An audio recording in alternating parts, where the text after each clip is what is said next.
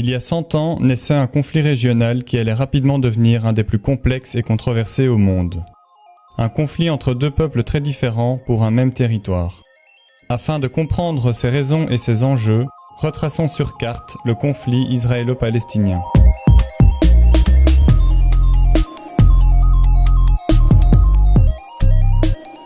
Nous sommes en 1917, pendant la Première Guerre mondiale.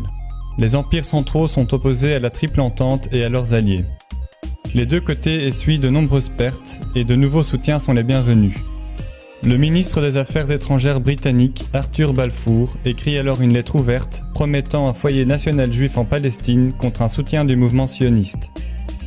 En parallèle, les Britanniques tentent d'affaiblir l'Empire ottoman en poussant les Arabes à la rébellion et en leur promettant l'indépendance sur les territoires libérés. À la fin de la guerre, l'Empire ottoman est vaincu et ses terres sont partagées par les puissances européennes. Les Britanniques donnent ensuite plus d'indépendance aux Arabes en Irak et en Transjordanie. C'est dans ce qu'il reste de la Palestine que le Royaume-Uni veut créer un foyer national juif, alors que la communauté juive y est largement minoritaire. Mais l'immigration prend rapidement de l'ampleur suite à la situation tendue en Europe et plus particulièrement en Allemagne où le parti nazi antisémite arrive au pouvoir.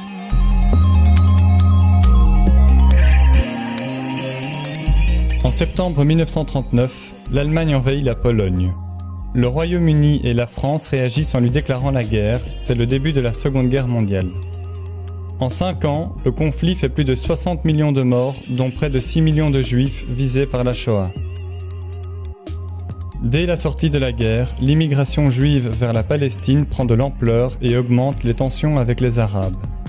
Dépassés par la situation, les Britanniques entament leur retrait de la zone. L'ONU prend le relais et propose de diviser la région en 2 États, avec Jérusalem en zone internationale. Le projet est accepté par les sionistes, mais rejeté par les Arabes palestiniens. S'ensuit une guerre civile entre les deux communautés. La Ligue arabe met en place une armée de libération composée de quelques milliers de volontaires qui combat les sionistes. En face, les Juifs organisent leur défense en formant militairement la population et en envoyant des agents en Europe pour récupérer des stocks militaires de la Seconde Guerre mondiale et signer des contrats d'armement.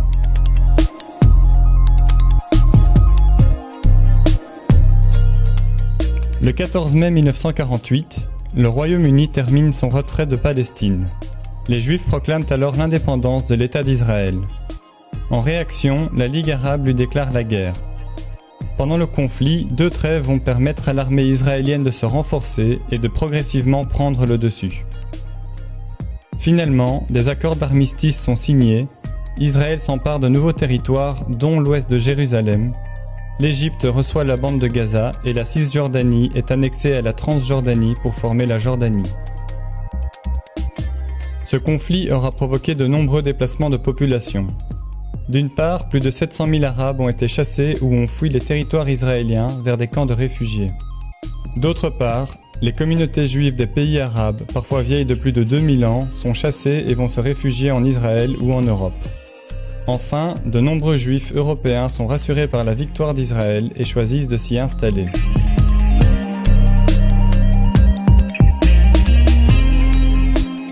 En 1967, suite à des tensions entre Israël et ses voisins, le pays déclare la guerre à l'Égypte, la Jordanie et la Syrie.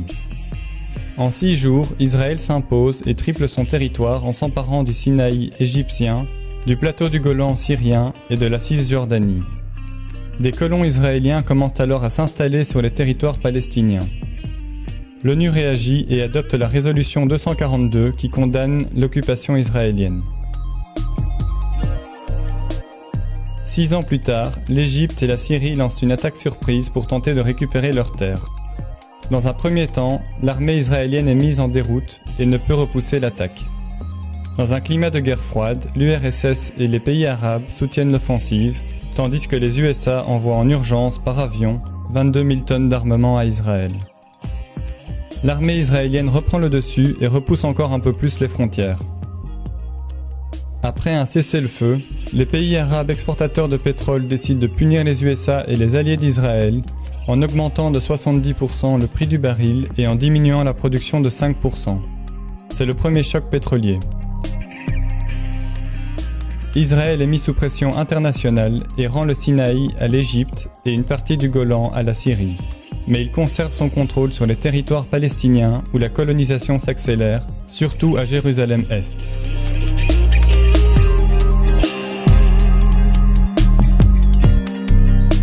En 1980, Israël proclame Jérusalem comme sa capitale indivisible. Mais cette décision est condamnée par le Conseil de sécurité des Nations Unies. En Cisjordanie, la tension monte aussi autour de l'approvisionnement en eau. Israël a la main mise sur les sources et la distribution est très inégale entre les colonies et les Palestiniens. En 1987, la population palestinienne se révolte et descend dans la rue, principalement armée de pierres. C'est le début de la première intifada, terme arabe qui signifie soulèvement. Dans ce contexte, naît le Hamas, un mouvement islamiste palestinien qui combat Israël.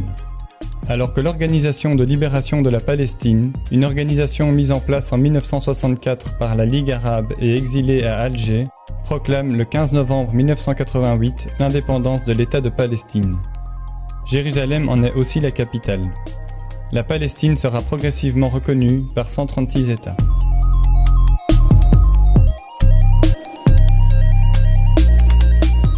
Après 6 ans de conflit, une paix fragile est signée avec les accords d'Oslo qui prévoient une reconnaissance mutuelle et les bases pour l'autodétermination de la bande de Gaza et de Jéricho dans un premier temps.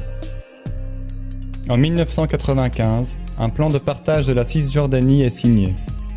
Il prévoit des zones sous contrôle palestinien, des zones mixtes et le reste sous contrôle israélien.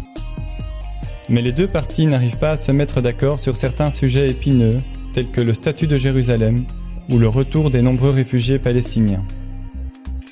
Les négociations deviennent un échec et les violences reprennent de plus belle.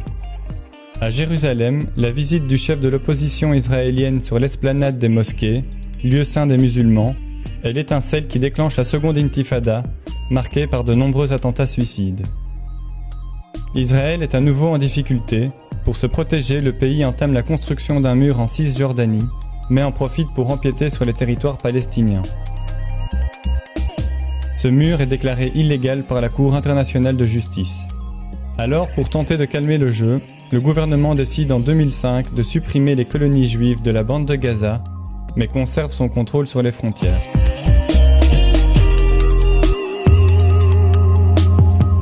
Dans les années qui suivent, les tensions vont surtout se concentrer autour de la bande de Gaza et principalement contre le Hamas qui en a pris le contrôle.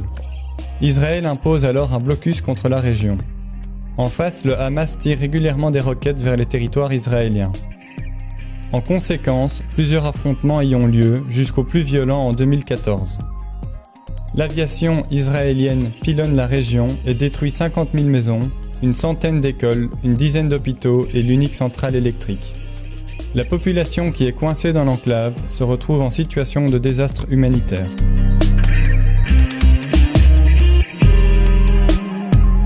Aujourd'hui, la situation reste compliquée et une paix durable semble difficile à trouver.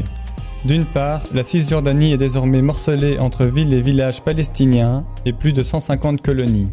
Y trouver un accord y paraît plus compliqué que jamais. Il y a ensuite le statut de Jérusalem. Les deux parties considèrent la ville comme leur capitale. Or, les USA viennent d'annoncer qu'ils vont y installer leur ambassade, reconnaissant de facto la ville comme la capitale d'Israël. Cette décision a été condamnée par l'ONU à une large majorité, alors que les Palestiniens ont annoncé que les États-Unis n'ont plus leur rôle de médiateur dans le processus de paix qui semble désormais être au point mort.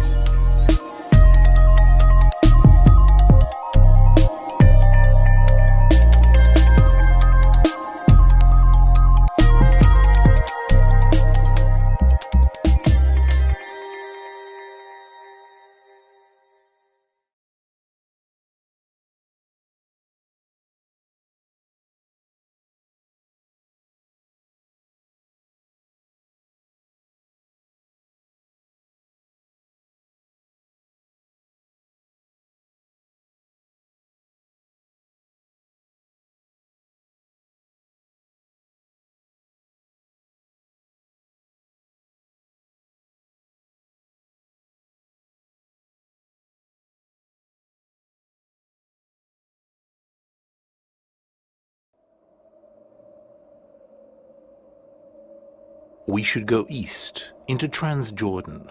That would be a test for our movement. Nonsense. Isn't there enough land in Judea and Galilee? The land in Judea and Galilee is occupied by the Arabs. Well, we'll take it from them. We'll harass them until they get out. Let them go to Transjordan. As soon as we have a big settlement here, we'll seize the land. We'll become strong. We'll expel them from there too. Let them go back to the Arab countries.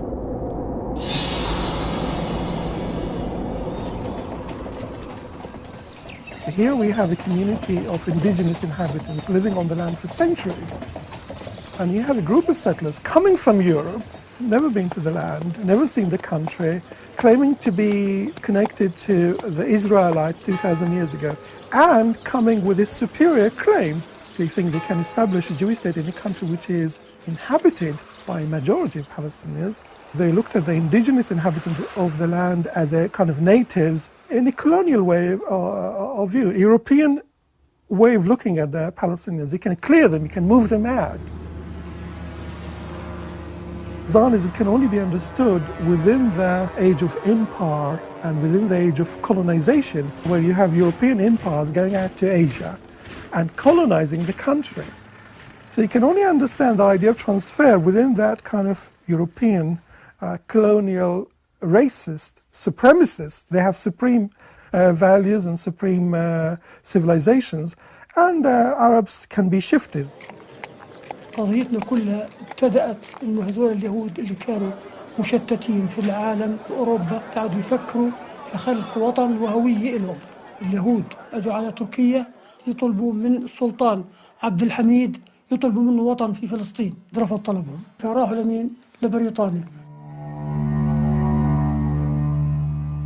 كان رئيس وزراء اسمه بلفور.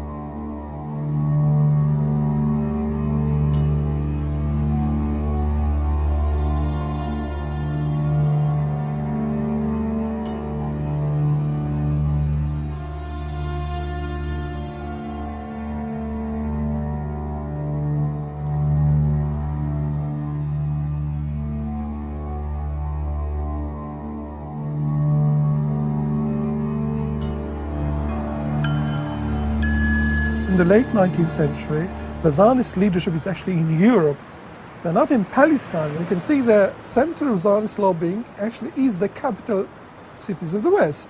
First, Central Europe, and then the capital city of the British Empire, London. And after the Second World War, they moved to the capital city of the world, which is Washington. Ben-Gurion defines Zionism, says Zionism is about transfer. You transfer the Jews from Europe to Palestine, and you transfer the Arabs.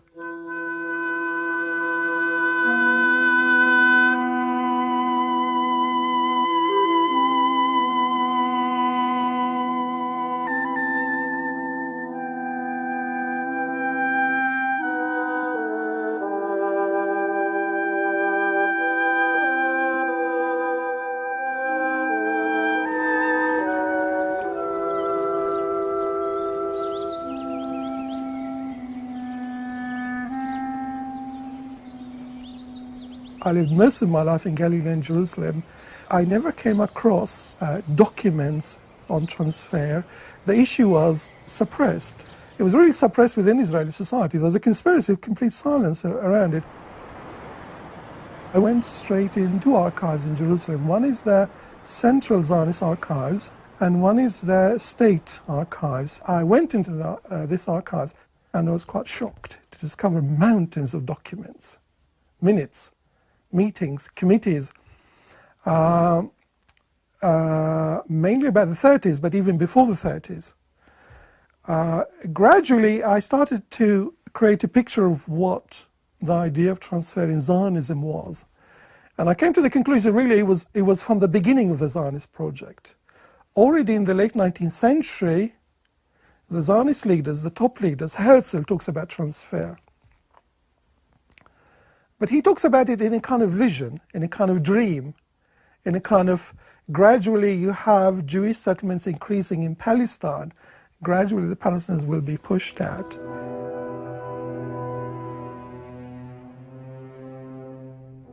Excellence, je dois à la bienveillance de M. Zadok Khan le plaisir d'avoir lu la lettre que vous lui avez adressée.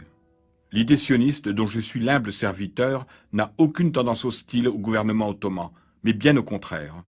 En faisant immigrer une quantité de Juifs apportant leur intelligence, leur esprit financier et leurs moyens d'entreprise au pays, il ne peut faire de doute que le bien-être du pays tout entier en serait l'heureuse conséquence. Vous dites à M. Zadok Khan que les Juifs feraient mieux de se tourner d'un autre côté. J'ai fait soumettre à Sa Majesté le Sultan des propositions générales. S'il n'acceptera pas, nous chercherons, et croyez-moi, nous trouverons ailleurs ce qu'il nous faut. The critical issue, one of the critical issues is the land. Okay? In order to have a Jewish state in Palestine, you take all these European Jews, middle-class Jews from the cities of Europe, and you want to put them on the land. You want to create Jewish settlements, Jewish kibbutzim, Jewish agricultural things. So the issue of the land is critical for them. The land is held by the villages. The villages are large. The land was cultivated. Le Réveil, Beyrouth, 1922. Monsieur Ward Price du Daily Mail écrit « La Palestine est un pays agricole et les Juifs ne sont pas des agriculteurs.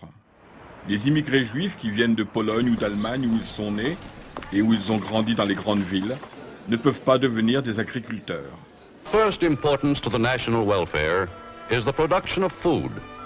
And in agricultural schools, Jews have acquired enabled them to refute the widely held belief that they do not make good farmers. The colonist aggressive attitude towards the native peasants stemmed from their anger towards those who reminded them that there is still another people in the land of Israel that have been living there and does not intend to leave.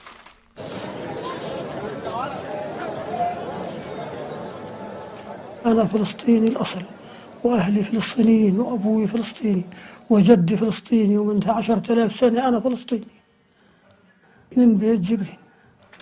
أبوي وجدي كانوا عايشين عبارة عن فلاحين وزارعين وكانوا يزرعوا فيها قمح وشعير وذرة وكرسنة وعدس وكنا نزرع فيها خضار وكان في عندنا كمان حلال غنم في عندنا أغنام يعني يكبر الأب ويجي الواد يستلم نفس الصنعة ونفس المهنة هي.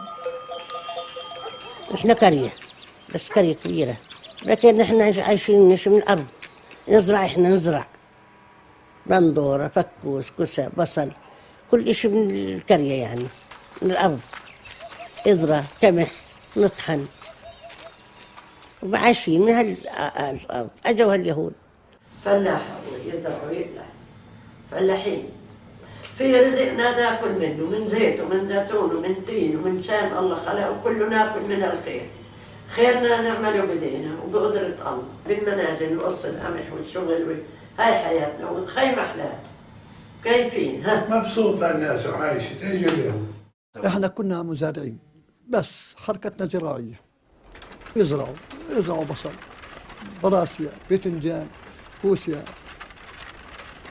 The second issue is the issue of demography. Palestine was a populated country. The land is occupied by the Palestinians. كان في زكريا 5 حمائل والحمائل أول ما تقول أول حمولة الفدارجة العيسة الشمارخة شايف أبو لبن العدوي. البلد كانت 5 حمائل 5 حارات يعني تقريبا 1000 شخص. شو 1000 شخص 3000 إلا إشي. زكريا هي بين بيت نتيف وبيت جمال وعجور والبريج هذول 3 هيك وهي في النص. Palestine proper has already its inhabitants. The Pashalik of Jerusalem is already twice as thickly populated as the United States, having 52 souls to the square mile, and not 25% of them Jews.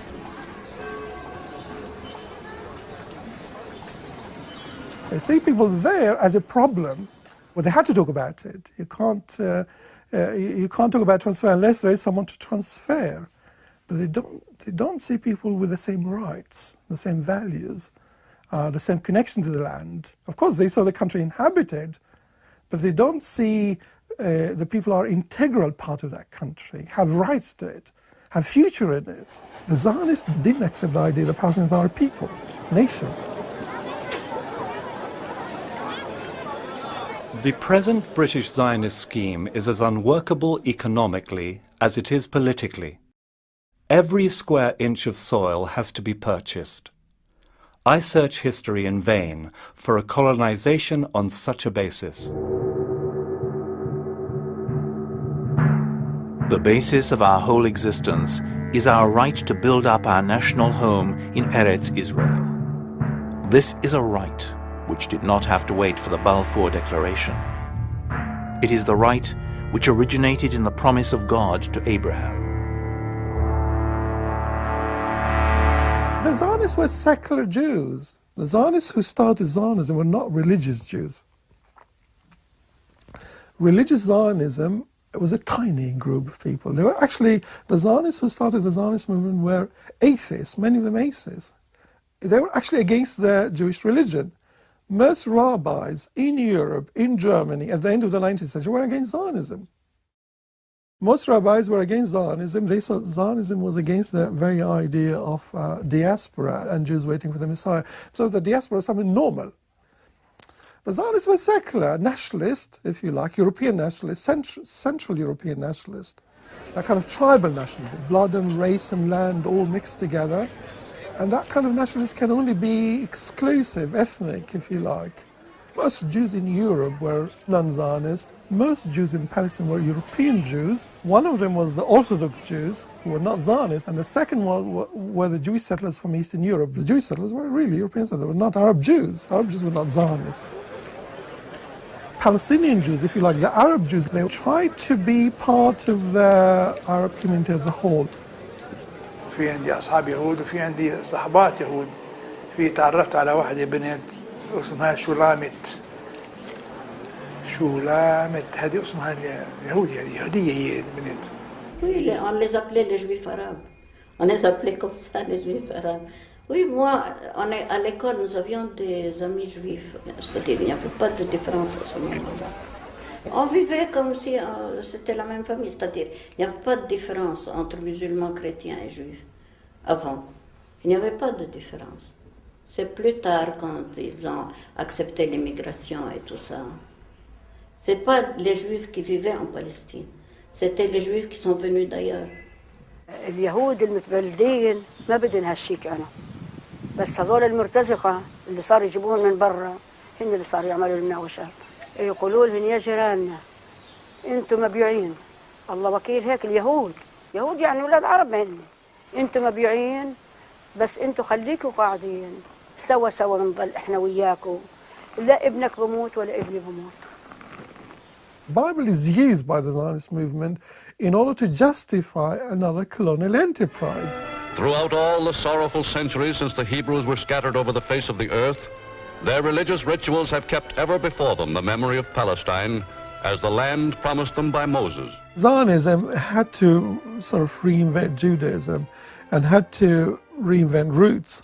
Zionism actually used the Bible effectively to try to create a whole mythology, some kind of blood connection between the ancient Israelites and the modern European Jews.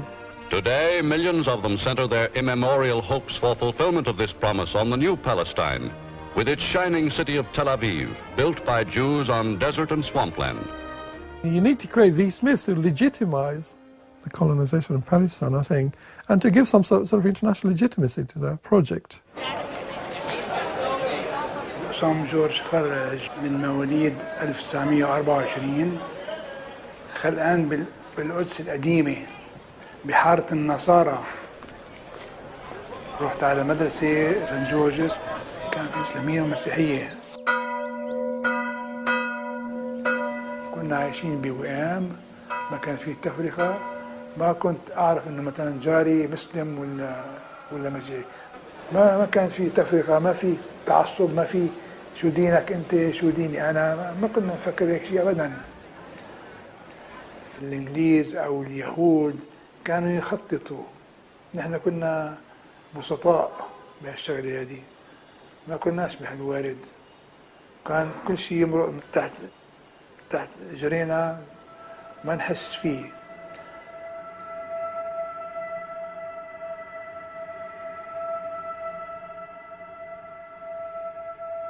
Had Zionists come to Palestine simply as visitors, or had matters remained as before the war, there would be no question of Jew or non-Jew. It is the idea of transforming Palestine into a home for the Jews that Arabs resent and fight against. The fact that a Jew is a Jew has never prejudiced the Arabs against him. Before the war, the Jews enjoyed all the privileges and rights of citizenship. The question is not a religious one, for we see that Christians and Muslims alike, whose religions are not similar, unite in their hatred of Zionists.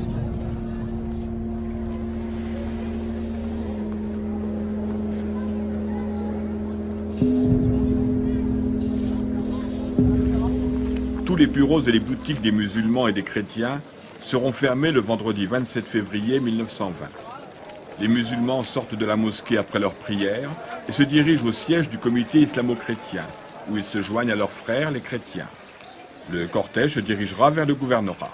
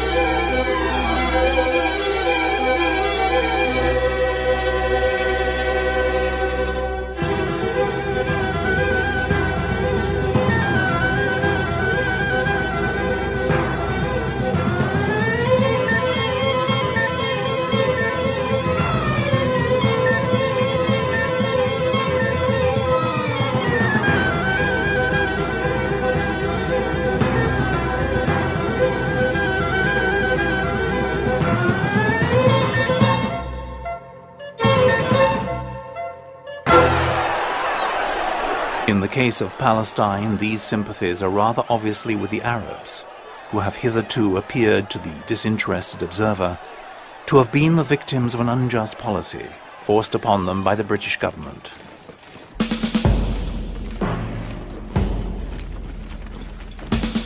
Ce qui frappe le plus chez cet homme dont le nom est peut-être destiné à rester éternellement associé à celui de la Palestine, c'est son peu de connaissance de ce pays. On a l'impression que ce n'est que longtemps après avoir signé la déclaration Balfour que le restaurateur de la nation juive s'est avisé d'ouvrir un atlas pour y chercher le National Home qu'il avait créé.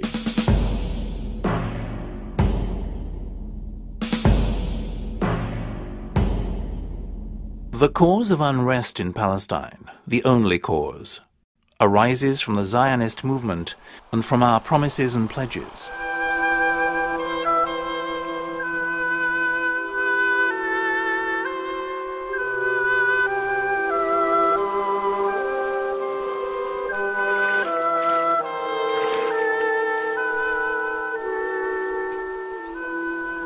In the middle of the 19th century, we have 5% Jews in Palestine. It's quite extraordinary. Only 5% are people who looked at the figures. And I think the percentage probably before that was even less than that. There are the Jews, whom we are pledged to introduce into Palestine, and who take it for granted that the local population will be cleared out to suit their convenience. By the First World War, the Jewish percentage in Palestine is under 10%. I think the figures we have from 1917, 1918, under 10% of the population Jewish. Including the new settlers, the new arrivals, those people like Ben-Gurion who came before the First World War, those people who are Hovei Zion, what they call. Still a very small percentage of the population in Palestine. Palestine in 1917, during the First War, is actually predominantly an Arab country. D'où nous vient cette audace de parler du problème arabe? Actuellement, et dans un futur proche, il existe seulement en Palestine un problème juif. Problème d'une minorité juive faible. Et si malgré tout nous continuons à parler d'un problème arabe, c'est seulement parce que nous avons dans le pays d'Israël une perspective historique.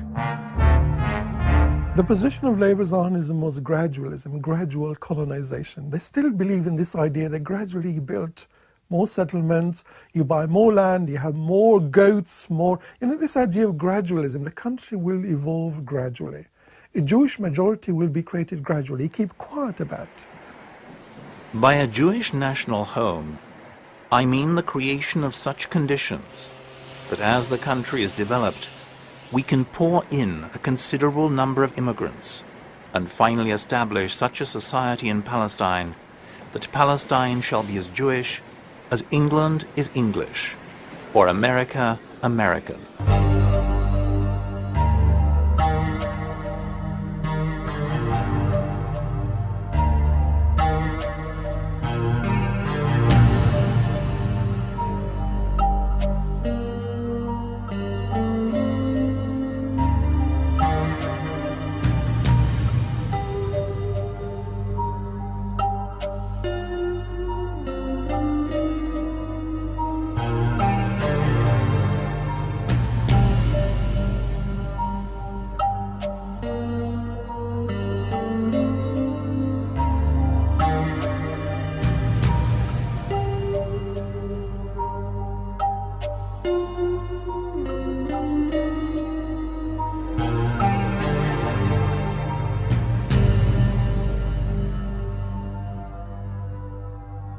So the real change really is happening in the late 20s, early 30s. That's the demographic change. The main case of the Arabs is against the British government's policy in Palestine.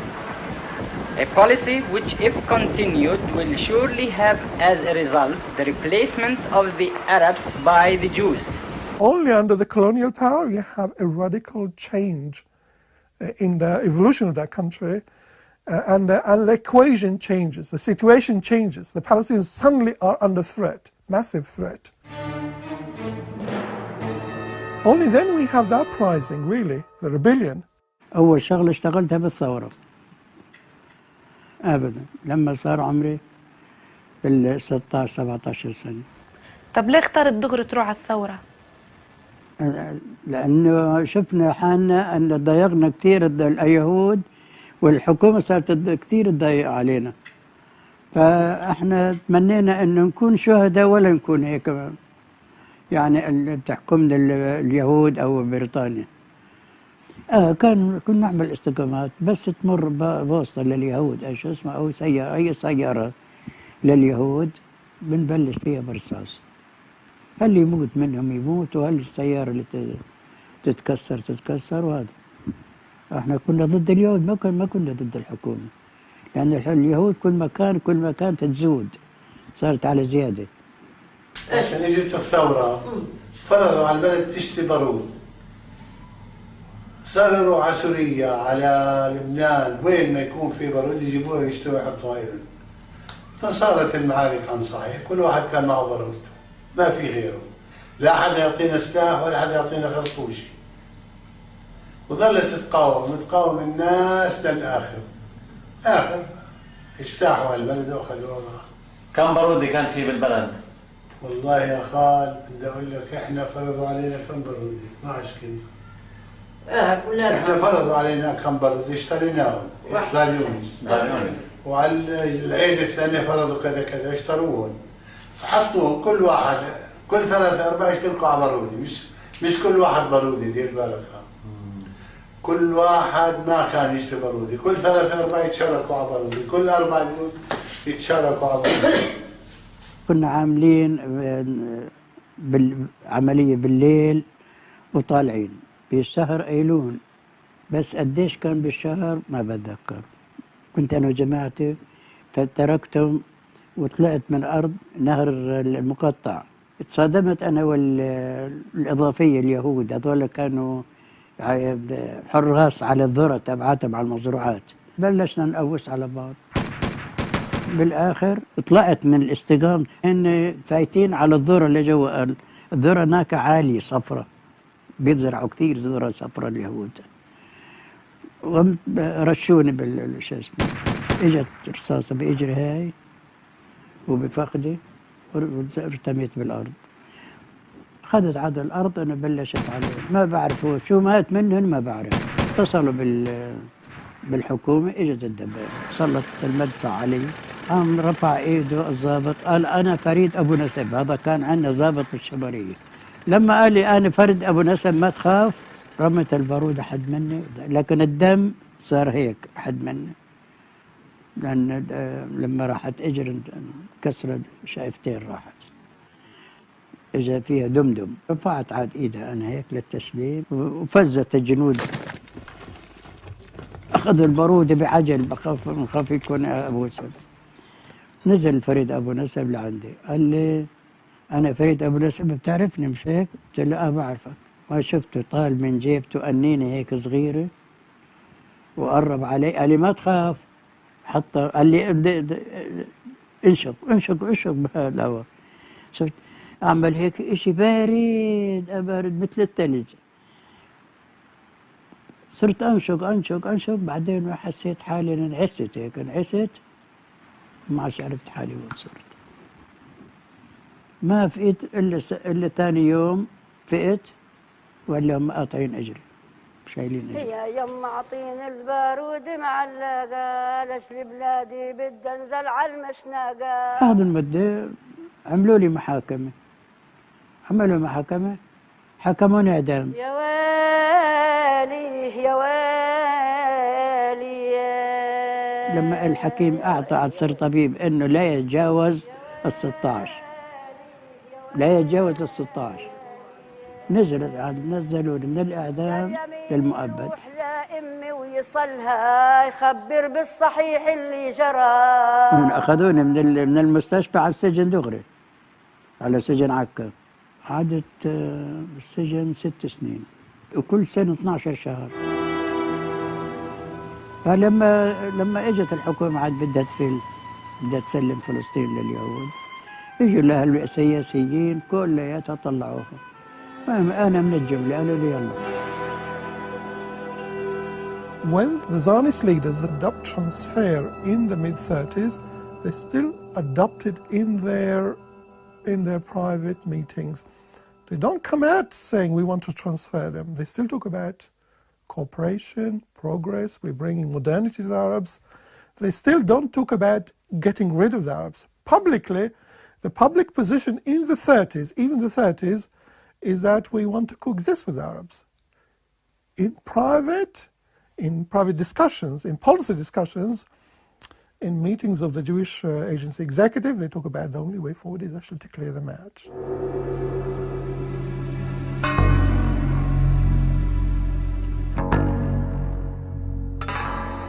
In the 30s, they feel slightly more confident.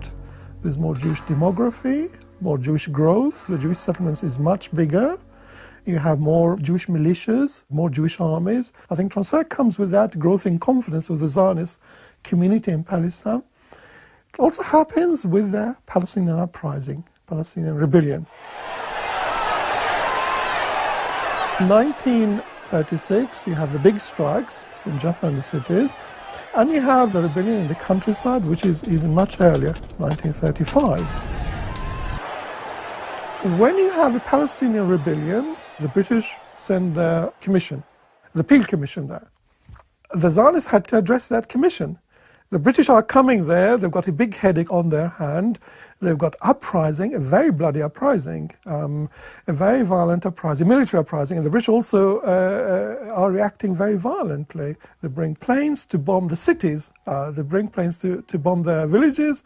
The British have got a huge problem on their hand in Palestine. Palestine had to be calmed down for the British.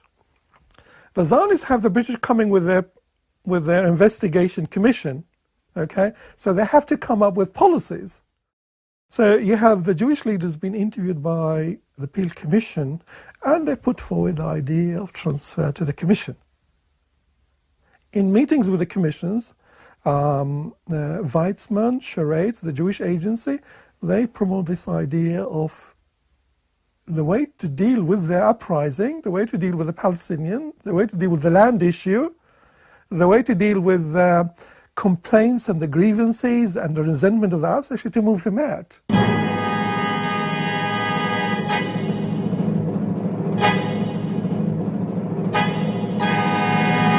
When the British say, look, well, there's a rebellion, the Palestinians don't want you, They don't want land purchases. They don't want immigration. So I say, well, look, there's a so-called human way out of the situation. Let's try to transfer them to Transjordan and Iraq. Let's do it in an organized manner. Let's try to build villages for them there. The Zionists, when they talk about transfer in the mid-30s, they talk about organized transfer, with them actually engineering it. It's kind of an engineering project.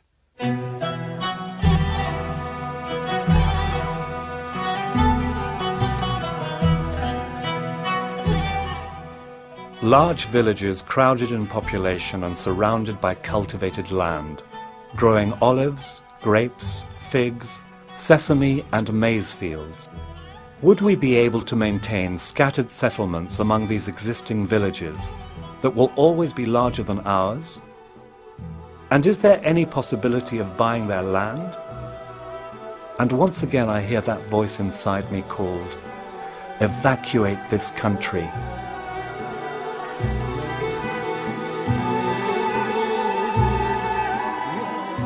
والله إني بحل الزعتر وبحل البلوط وبحل الخبيزة وبحل الخضرة اللي كنا ناكلها.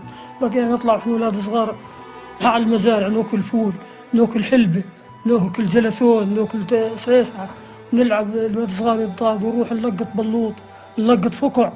يعني كنا حياة طفولة حلوة كثير في بلدنا، وكانت بلدنا بلد يعني زراعية، بلد زراعية وبلد أغنام، بلد واسعة أراضيها واسعة كلها. عندها كانت مليانة أغنام بشكل فظيع. وبيت جبرين الأرض اللي عندها يمكن توازي أرض محافظة الخليل من كثر ما هي واسعة. المنطقة الغربية سهل والمنطقة الشرقية جبال جميلة وحلوة كلها أشجار. تحدها من الشمال بلد اسمه عجون، ومن الجنوب بلد اسمها الدوينة، ومن الغرب بلد اسمها الكبيبة، وبلد اسمها عراق المنشية.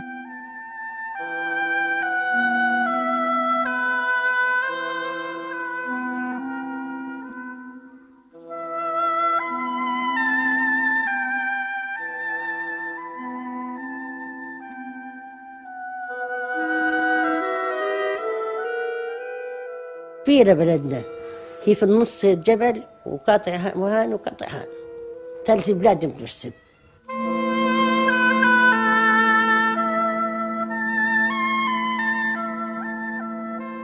الليلة عند فلان نروح نعمل الصالح، حدا يقول لنا شو عاملين والله. اي والله حدا يقول شو مساويين، ولا الواحد يجوزها يقول له وين رايحة ولا جاي من وين ضروا. عند الخليل، عند المعمر، عند الحسين، عند الحسن.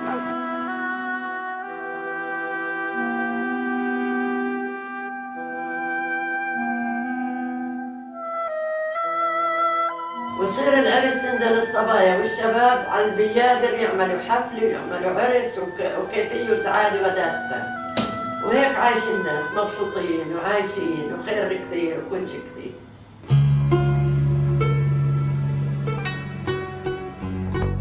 They are too many and too much rooted. The only way is to cut and eradicate them from the roots. Without taking action to transfer population, we will not be able to solve our question by land buying.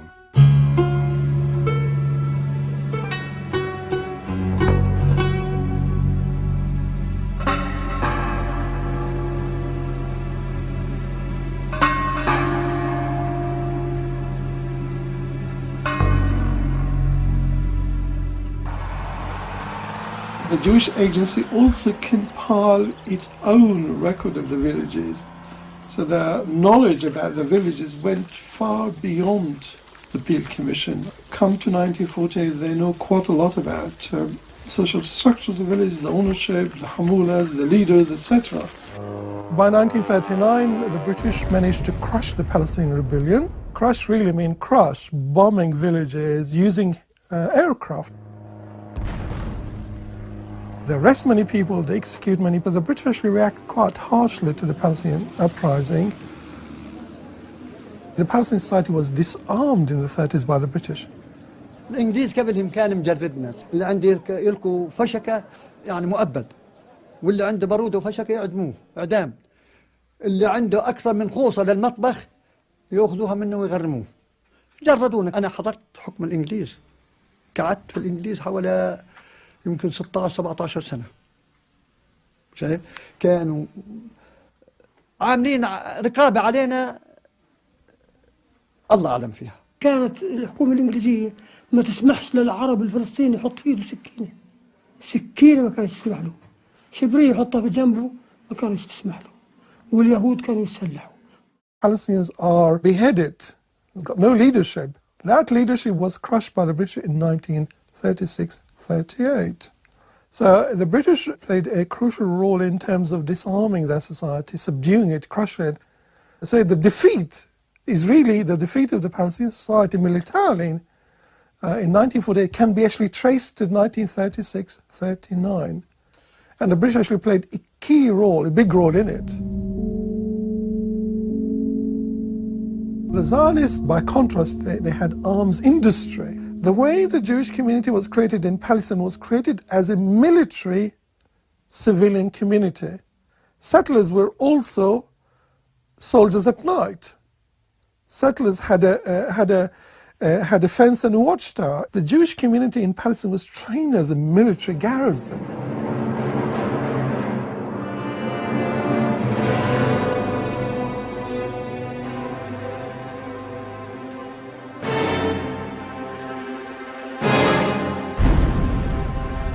They start in 1937, 38, 39, under Jabotinsky, they start actually planting bombs. The technique of planting bombs in our markets, in the cities, was really started by Jabotinsky. Eitzel is the Hebrew acronym for Ergun Tzvai Leumi. Lehi, the other splinter group, concentrated on assassination. They assassinated Lord Moyne, they assassinated Count Bernadotte in 1948. That was actually their specialism was assassination. The main target of Eitzel were the Palestinians and urban centers. Eitzel technique was, if you were to target Palestinian urban centers, if you were to terrorize the cities, actually the Palestinian society can actually be shaken, thrown off balance. Targeting markets, urban centers. This is where the Palestinian society is based. This is where the leadership of Palestinian society. If you throw the cities off balance, and here I think the idea of terror, the idea of actually terrorizing, you only need to plant a few bombs in markets, in these souks. Eitzel developed the idea of actually dressing up as an Arab. All the evidence we have that Eitzel operatives, those people actually who came to Arab markets actually were dressed up as Arabs. Eitzel were gangs in the sense of a hit and run. Targeting was of markets, but Eitzel actually moved on to target British officer clubs, British headquarters, British installations.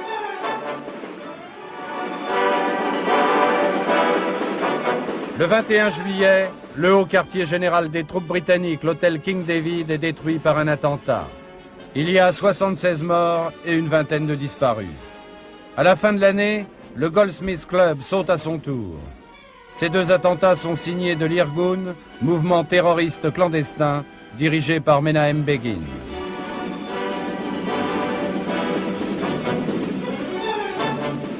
كنت قاعد على مكتبي بمركز رئاسة الوزارة المانديت تبع القدس تبع فلسطين. هناك كان مندوب السامي بالكينج ديفيد هوتيل. ما سمعت شيء لكن بوم، حسيت كومبليت داركنس يعني الغبرة. وبعدين بعد ما راحت الغبرة شوية حطوا لنا سلالم، انجبرنا ننزل على السلم على البستان تبع الهوتيل. بعدين عرفنا انه هذا شغل الهجنة، جايبين براميل حليب للهوتيل كله كان فيهم متفجرات وحطوها بالمطبخ تحت وفجروا. بس on the spot انه افكر شو صار، مش معقول يعني، ما فكرت بشيء. فكرت انه انا الحمد لله نجيت من المشروع هذا. بس بعدين اكتشفنا الاصحاب والاصدقاء والمتعاونين معنا اللي كانوا بموظفين اللي توفوا وماتوا 80-90 واحد القتلى. صار نفس الشيء لهوتيل سميراميس.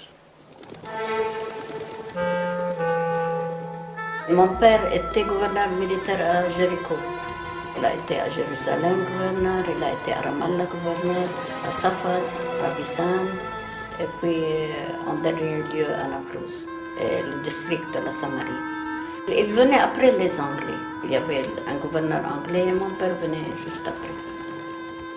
Samiramis, je me souviens de tout parce que c'était notre cas. C'était pour votre ça. sœur. Oui. C'était votre sœur qui était dedans. Et mes tantes. C'était le plus grand après le King David. De la même famille, c'était la première fois tant de morts de la même famille.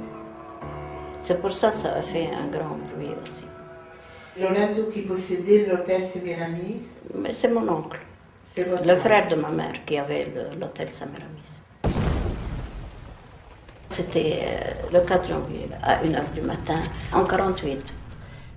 Ils ont mis une petite bombe d'abord pour ouvrir la porte d'en bas, puis ils ont mis la grande bombe. C'était à 6h du matin. Ils ont téléphoné à Naplouse pour nous avertir que l'hôtel Semiramis avait sauté. Et ma mère a été pour répondre au téléphone. Et quand elle a été, ils n'ont pas voulu dire à ma mère. Ils lui ont dit, nous avons besoin du gouverneur pour affaire. Alors mon père a été, ils lui ont dit que l'hôtel Semiramis a sauté. Ma mère lui a dit, qu'est-ce qu'il y a? Il y a quelque chose, pourquoi on te voulait au téléphone? Il a dit que je te dise la vérité, l'hôtel Semiramis a sauté. Il a dit, ma fille. 2 heures après, ils ont téléphoné que ma soeur était vivante, mais qu'elle était blessée au pied. Nous avons tout de suite quitté Naplouse pour Jérusalem. 2 de mes tantes, je crois, étaient asphyxiées parce qu'ils avaient la figure bleue. Ils étaient asphyxiés. Sous les décombres, il n'y avait pas d'air. Pareil qu'on les a entendus dire au secours, sauvez-nous. Et puis elles sont mortes. Le consul d'Espagne, il y a un journaliste de la famille Taher qui est mort aussi dans cet hôtel. Et les Juifs contrôlaient tous les coups de fil. Et c'était un journaliste, c'était son travail de raconter tout ce qui se passait. 4 tantes, mon oncle, la femme de mon oncle, le mari de ma tante. Et mon cousin de 24 ans. C'est mon père seulement qui a été reconnaître les corps. On est resté 1 semaine jusqu'à qu'on ait pu découvrir les corps pour les enterrer. Chaque fois, on enlevait un peu des ruines et on trouvait un corps. Nous avions 18 membres de notre famille dans cet hôtel. New dispatches report on the intensified terrorist drive. Here is the scene at the Jerusalem railway station. A red-haired Jewish girl planted 2 suitcase bombs and drove off in a stolen car under coverage fire from her accomplices. Members of underground organizations blow up the Cairo-Haifa Express. During this and other searches, 25 high-ranking officials of the Irgun-Tzvai Leumi and Stern gang were arrested. In the great synagogue at Tel Aviv, stolen uniforms of many British regiments and bales of forged bearer bonds of the Palestine government have been discovered, in addition to a portable radio transmitter and quantities of illegal weapons and explosives. Supermodern Tel Aviv, Britain's hardest worked ambassadors and policemen, uncover yet another haul of illegal weapons. These were hidden in the Lillian Bloom School. Our troops, in sternly guarded surroundings, are looking for members of the notorious Irgun Tzvai Leumi and the Stern gang, suspected of blowing up the King David Hotel in Jerusalem.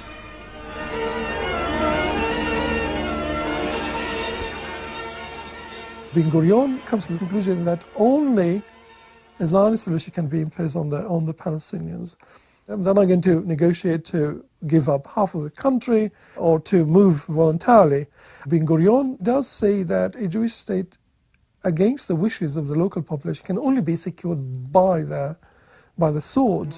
The real planning militarily, I think, actually happens after the Second World War, partly based on this idea they have force, enough force. They actually feel much more stronger to fight back, and they feel the Palestinians are much weaker, and the British are on their way ahead.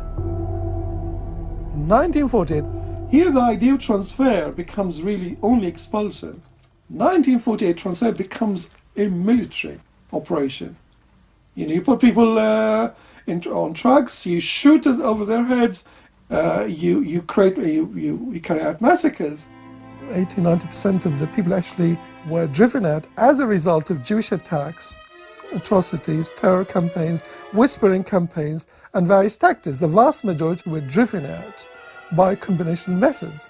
At the heart of the expulsion was also Plan Dalit, which was implemented in March-April 1948. Plan Dalit had clauses which explicitly talks about destruction of villages and towns. So it's really connected to the whole ideological concept of clearing out the land. The Jewish Agency spends a lot of money on buying land for about 30–40 years. But the land held by the Jewish Agency by the end of the mandate is about 3–3.5%.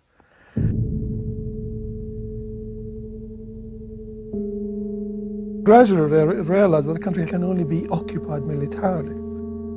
There's been growing things about war. Transfer can only be done in a situation of war.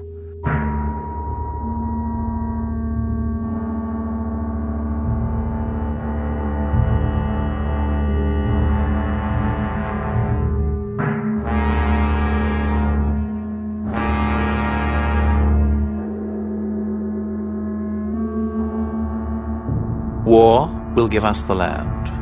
The concept of ours and not ours are peace concepts. Only, and in war, they lose their whole meaning. The Palestinian society in 1948 was on the defensive. It's really fighting for its life. Each village, each town is on the defensive. By contrast, the Jewish community was heavily mobilized. Almost everyone was actually in the army. Men and women were in the army. At the end of 1948, the Jewish community had almost 100,000 soldiers. The Jewish community in Palestine had more soldiers than the Arab countries even around it. Come to early 1948, the villages had no weapons at all. Militarily, the balance was really completely against the Palestinians in 1948. Militarily, I think the Palestinian society was at the mercy of the Haganah. اليهود يقولوا عنهم هجانة، لأنهم شفقة ولا رحمة، بكوا يقتلوا.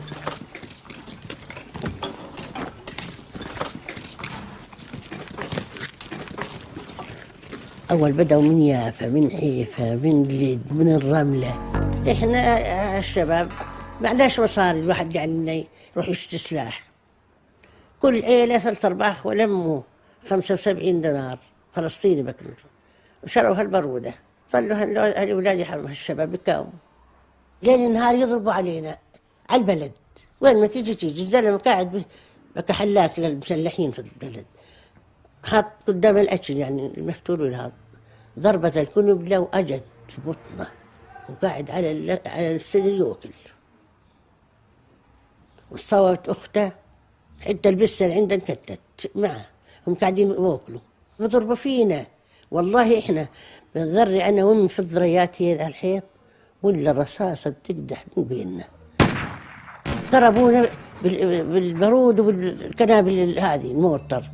هذه شنو الدار عمي بتلقت في بندورة بدها تسوي لجوزها خبطوها هم يعني أبعدوا عنا. لا ورانا مصطفى حمدان، عبد العزيز أبو مهنا، محمد عثمان، علي بن إبراهيم، علي هذا أسبوع بكوا هالأولاد.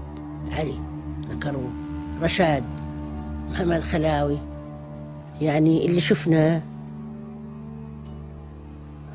حدا شافه. يقولون ليش طلعتوا؟ بدنا نموت، يا بنموت يا بنطلع. بكوا هقانا يقولوا لهم، لا يعرفوا ولا يصرفوا، هقانا يقولوا هيزونا الهقانا. لا عندهم رحمة ولا شفقة. صهاينة يا عم، صهاينة. أول سقطوا بتجمال لأن ما ظلش قدامهم مثلا مقاومة، ظل فضاء ما فيش قدامهم. هذا ضربوا على بلدنا، ظل يضربوا على بلدنا، تطلع البلد، تطلعت البلد، ظل يضربوا تطلعت البلد. على ما تطلع البلد طاحوا في البلد. أنا كنت في البلد، ظليت في البلد للصبح. الصبح وين أخذوا؟ يمكن 10-15 واحد أخذوهم وحشروهم في مغارة. أنا طحت في الأرض الواطي ونفيت في واد نفت أكثر من 2 كيلو وأنا ماشي، أنا وطلع 8 واحد يعني ونفدنا. إلا اليهود طخوا علينا. كباننا استعملوا معنا اليهود القوة، يضربونا بالنار، بالقنابل، بالبارود، بالمورتر، بالطيارة تيجي وتضرب في بيت جمال وتضرب في الأرض بينه وبين بيت جمال. يعني إرهاب. احنا إرهابيين، مش هم الإرهابيين، احنا إرهابيين. معنا طيارات ومعنا مدافع. الإنجليز جردتنا وإحنا الحمد لله رب العالمين كنا معولين، ما فيش شيء. وطبعا لما واحد يحمل عليك شبرية ويغشاك وإنت ما فيش معك ولا حدا، يا بتسلم يا بتشرد. احنا شردنا. سنة 48 كان عند 80,000 جندي جاهزين للحرب، وإحنا كنا ضايعين. الشعب الفلسطيني ما كان عنده ولا إشي. استلموا بلدنا، في معهم طائرة، في عندهم طائرة. قعدوا 20 يوم وكل ليلة يرموا على بلدنا صاروخين بالطائرة. تبقى حامل صاروخين تضربهن على أطراف البلد. البلد تضرب أطراف البلد، مش في البلد جوا. الصحيح مشان إيش؟ مشان تهجير لمدة 20 يوم. تمنهم تقريبا شعروا إنه البلد ما ظلش فيها حدا. شردوا الناس طبعا لما بيشوفوا طائرة بترمي صاروخ، يقول لك إذا ما وصلنيش اليوم بصلني بكرة. فشردوا من البلد وطلعوا أطراف البلد، يعني أبعدوا عن البلد كيلو 2 كيلو. في هناك مغاير، في هناك شيء يتخبوا فيها، وفي النهار يجوا وفي المغرب يشردوا منها. بعد تقريبا شهر هم الطائرة تسوي هيك، أجونا يوم من الأيام تقريبا الساعة 4 والله يمكن زي الوقت هذا. طيب النهار دي العصرية هيك الساعة 4 قوات يعني كثير كبيرة، حوالي 100 أو 200 جندي حاطوا البلد من المناطق اللي بيجوا منها، ودخلوا البلد ولقوا فيها لا مقاومة ولا شيء، واستلموا البلد وبلشوا بتهجير القرى قرية. شايف كيف؟ ويرشوا القرية بسلاح وقوة يعني فظيعة، والفلسطيني ما شيء. الناس صارت ترحل وتشرك، واحنا صرنا نمشي مع الناس. سنة 48 بشهر 4 سقطت صفد كلنا. اجى الزيتون، صار يفرطوا زيتون. بالزيتون اجوا اليهود هاجموا البلد والقرية كلها، المنطقة كلها هاجموها، مش بس بلدنا. هذا صفد كله كان اللي بعد هاجموه. هاي أول مصارعة اليهود ما فاتت عليه. هاجموه وعليت المعركة يا أخوي، كانوا يومين بدي عندي، يوم والله، يوم ليلة واحدة. فاتوا اليهود على البلد ودمروا الأخضر باليابس. إيه سؤال. لما فاتوا على البلد كانوا أهل البلد بعدهم موجودين ولا في ناس طلعت؟ نعم بالبلد. طب شو عملوا للناس الموجودين بالبلد؟ شو عملوا للناس؟ كيف يعني شو عملوا للناس؟ بتقول فاتوا على البلد. فاتوا على البلد اليهود. احتلوها يعني. وقت احتلوها فاتوا عليها البيوت، صاروا يضربوا الشباب اللي بدهم اياه يحطوها قدامهم ويرشوها. هذا اللي صار. انا منهم يعني، مش بكذب، انا منهم.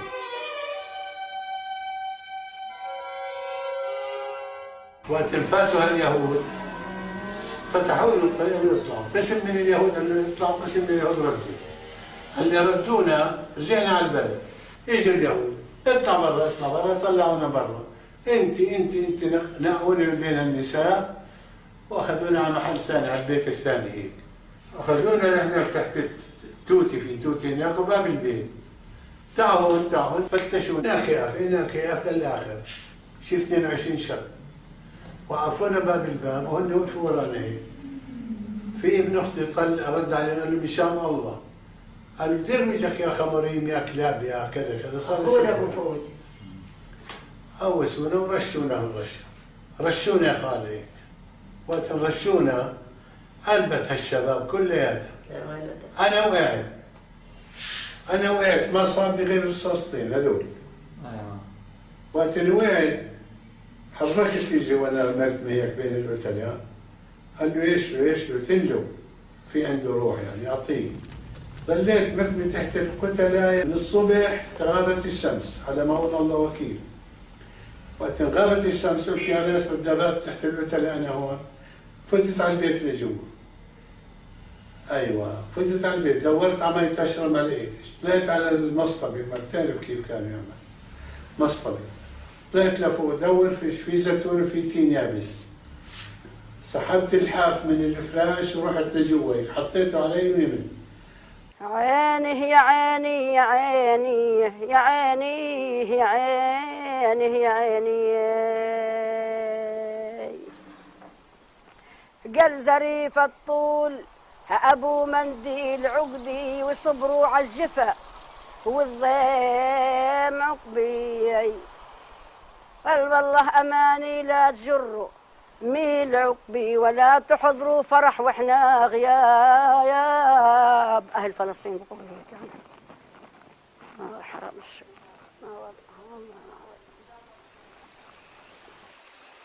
فاتوا علينا حواسة ما تنسي شو اللي صار فيه. والله العظيم كان الولد والبنت نايمين قدامي وانا نايمه، والله وما خفت، والله عم بذبحوا بحواسه من فوق وما خفت، حياة القرآن وفاتحه شباك واطي وعامله هيك وهالولاد قدامي ومبلشين يلا حمد بلد الشيخ. وأن فاتوا قسموا حال الفرقتين، فرقة نزلت على بلد الشيخ وفرقة فاتت عنا على حواسة. بأول حواسة من فوق يعني على سوى البخشة تبعت اليهود صاروا يقتلوا بالناس. هل نايمين وما عنش خبر يا حرام شو معهم خبر والله. وأنا فاتحة هالشباك والله وأنا مرتكية هيك ولادي بنت وولد نايمين قدامي وعاملين. ولا أجت أمي تركض الله يرحم الأموات بتقول لي لك يا مشحرة أنت هون؟ قلت لا. بتقول لي يما حس صياح كنا اليهود فاتت علينا. قلت لها لا عزة كيف اليهود بدها تفوت؟ طيب وهذول العالم اللي واقفين حراس وما حراس فيه كان يعني كان فيه. بتقول لي مبلا بصيحوا حس صياح والله شوي ولا هن شعلوا سيارة صاروا يقولوا لبعضهم قديمة. ايه والكفير بيقولوا قديمة يهود ولا أولاد عرب اللي أولاد العرب بيقولوا قديمة يهود. وهالصراخ قام وصلوا لحدنا والله لحدنا احنا ووقفوا. طلع النار ما حدا استرجع يطلع شوي. طلع حماد وعلى أبو بشير اطلع ولا لاقوا يا حرام. هاي واحد بيقولها من المجدرة هاي حرام الشوم حبلة والله باعجينها البنت طالعة منها. وفي كمان يعني بطلع 4 5 ولا 10 هذول كلهم هيك بجارة مسكين مستعاضين عليهم كني حرام كاين متخبيين. الله يا حرام بلشوا فيهن لا الصبح ضرد طلعوا. والله وحدي الله وكيل انه بتصوينتنا كيف انه تصويني احنا هيك يعني مساوي هي وبنتها بقلب التصوين عندنا ميتة واحنا مش شايفينها عندنا بحكرتنا احنا هي وبنتها. طلعت هالعالم يتفرجوا من حيفا قالوا راحت حواسة ما ظلش حدا فيها. الله لقونا بهالشوارع نسوان اولاد صاروا يحتلوا بهالبلاد بلد ورا بلد بلد ورا بلد.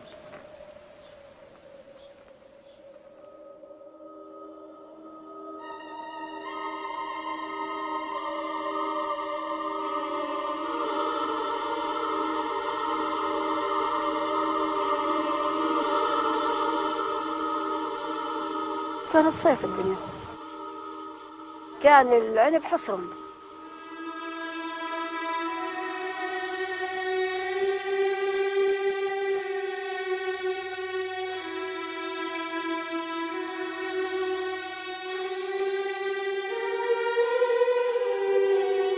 المناضلة تبعتنا وهالركض اللي كنا نركضه أخيرا أن اليهود تأخذ البلاد ونصفي إحنا لاجئين.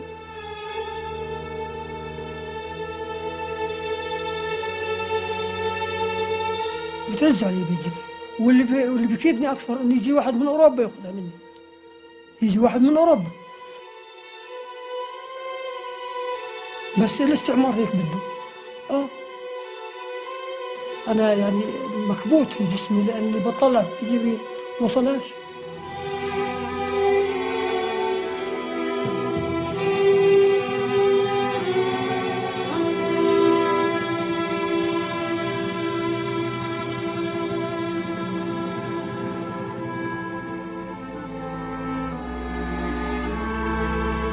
آخر شيء وقت ما ذكرت لي عن القدس أنا كنت بحب أرجع على القدس. هذه أثرت في ذكريات.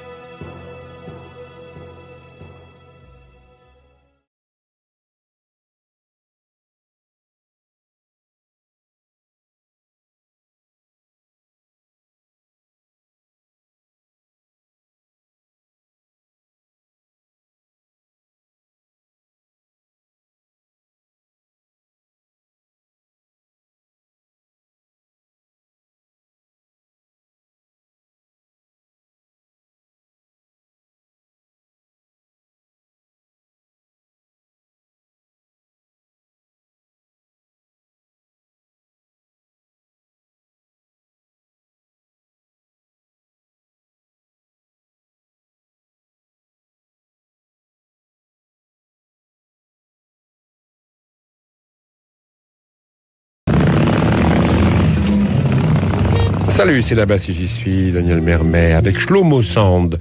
Comment le peuple juif fut inventé. Flight number 2, arriving from New York. Shlomo Sand, je suis très content de vous rencontrer parce que on a l'impression un peu en France que notre espace intellectuel, médiatique se réduit, que la contestation se réduit à un conflit entre les bonnets blancs et les blancs bonnets. Et là, on a un livre sous les yeux, Comment le peuple juif fut inventé, qui tout d'un coup élargit cet espace qui est en train de se réduire et qui amène de l'audace, de la contestation. Et ça me semble nécessaire. Alors évidemment, on va parler du titre, mais d'abord on va parler un peu de vous. Vous êtes historien, vous êtes israélien, vous nous connaissez bien, vous avez vécu en France, je crois, vous avez fait... Oui, j'ai terminé mes études de doctorat à l'école des hautes études en sciences sociales, à Paris. Oui. Et voilà, j'ai certains côtés un peu français. Alors vous commencez un livre avec un titre pareil, Comment le peuple juif fut inventé, et vous parlez de vous. Vous dites, voilà qui je suis, là, à travers une succession de portraits, de personnages, comme ça. On voilà un autre, et tout ça, ça s'emboîte pour dire un peu d'où vous venez. Et oui, c'est-à-dire j'essaie de ne pas parler directement sur moi, parce que ça peut être ennuyeux, mais je parle sur le monde qui m'a entouré, c'est-à-dire dans ma propre biographie, et aussi j'essaie de donner raison à le discours historique qui va venir après. C'est-à-dire j'essaie d'écrire de où je parle. C'était important pour moi expliquer, c'est-à-dire découvrir les cartes avant d'entrer en vif du sujet, dire voilà, je parle de cette place-là. Je suis d'origine juive, je suis israélien, et mes parents sont venus de l'Europe, et voilà, j'ai raconté. Quand j'ai grandi, j'ai raconté, comme on dit, les autochtones, c'est-à-dire les Arabes. Et après, j'ai raconté aussi des Juifs français. Tout ça, j'essaie, avec des petites anecdotes, d'écrire dans le préface des livres. Oui. Alors, le livre est sorti il y a quelques mois déjà en Israël. Oui. En hébreu. 7-8 mois, oui. 7-8 mois. Et c'est un best-seller, c'est un succès. Oui, c'est une surprise. Oui. Ça vous surprend?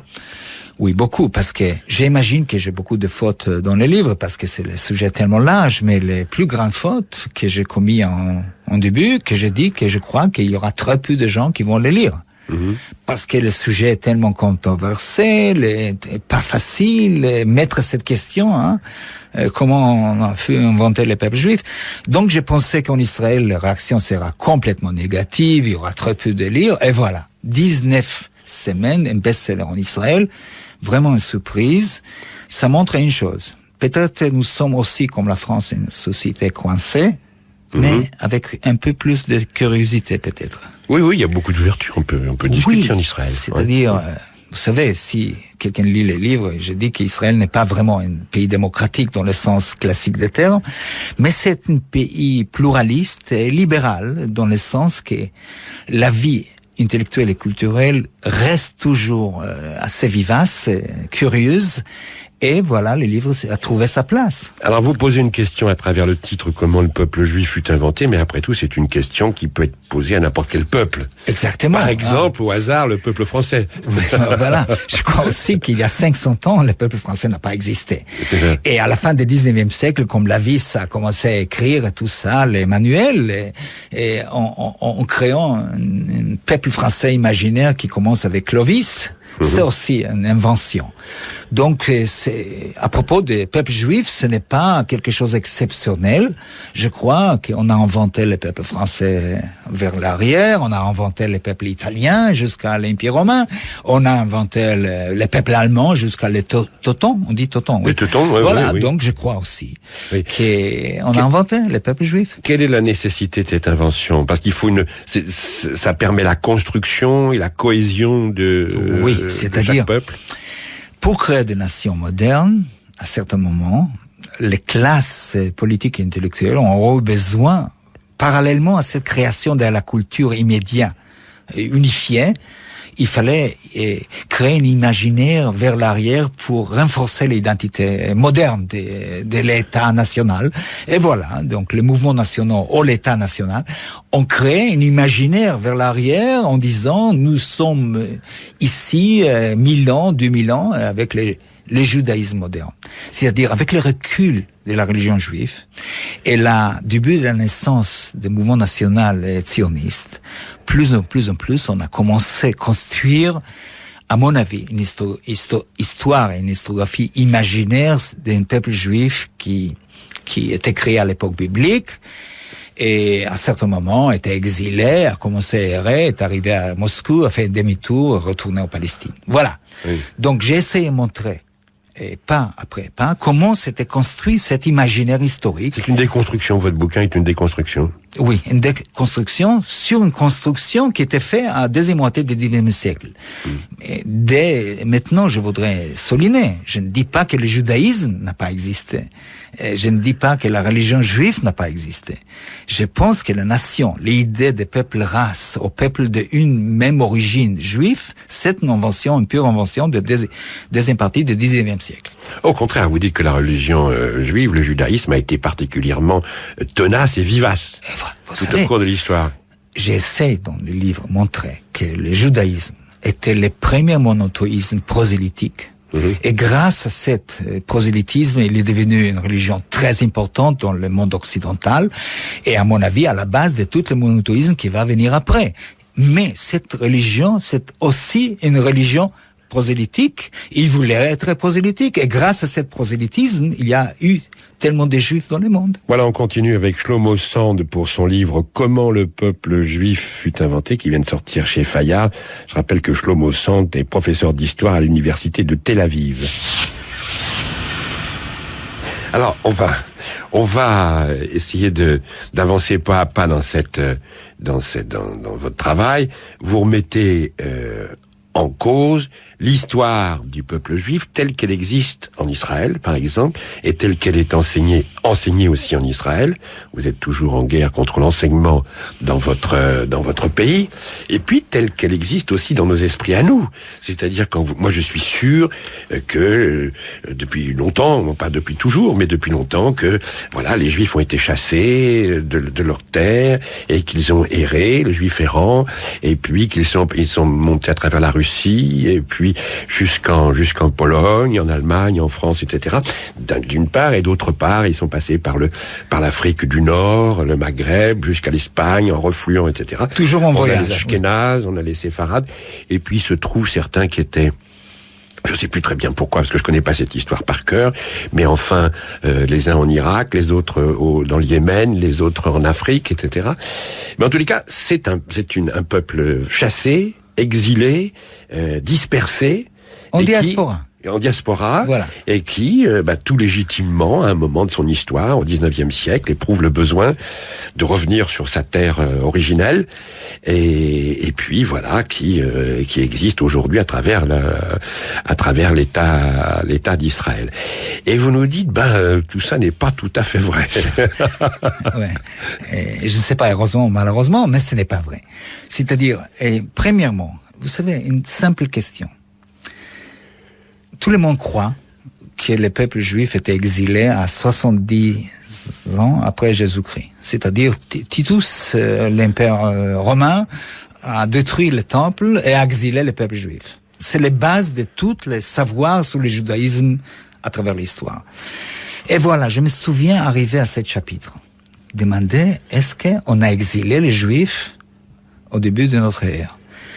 Et soudain, je commençais à chercher des livres de recherche. Je n'ai pas trouvé un livre de recherche sur l'acte d'exil du peuple juif. Vous pouvez imaginer, l'acte fondateur de l'existence juive dans l'histoire n'est pas un sujet de recherche. C'est incroyable. Un livre, ni en français, ni en anglais, ni en hébreu, qui parle sur les façons qu'on a exilé le peuple juif. Je m'a lancé dedans et j'étais surprise. Vous savez, on peut dire, voilà, c'est le Shoah number one pour les Juifs, c'est-à-dire cet acte d'exil. Mais cet acte d'exil n'a pas eu lieu.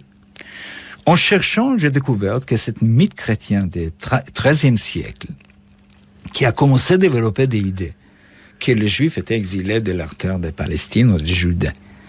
C'est un mythe chrétien de Justinus, des martyrs d'ailleurs, qui a commencé l'idée que les Juifs étaient punis par Dieu à cause de leurs rapports avec les Messies, etc. Et à certains moments, le judaïsme talmudiste adopte cette notion d'exil et ça commence à être une façon d'être dans l'histoire, dans le monde exilé. Mais les Juifs n'étaient pas exilés. Les Romains n'ont pas exilé des peuples à cette côté de la Méditerranée du tout. Et pourtant, ça fait partie des choses qui semblent certaines. Oui, mais moi-même, il y a 4-5 ans, je crus toujours que les peuples juifs étaient exilés, mais les Romains n'ont pas eu de moyens de transport d'exiler un peuple entier.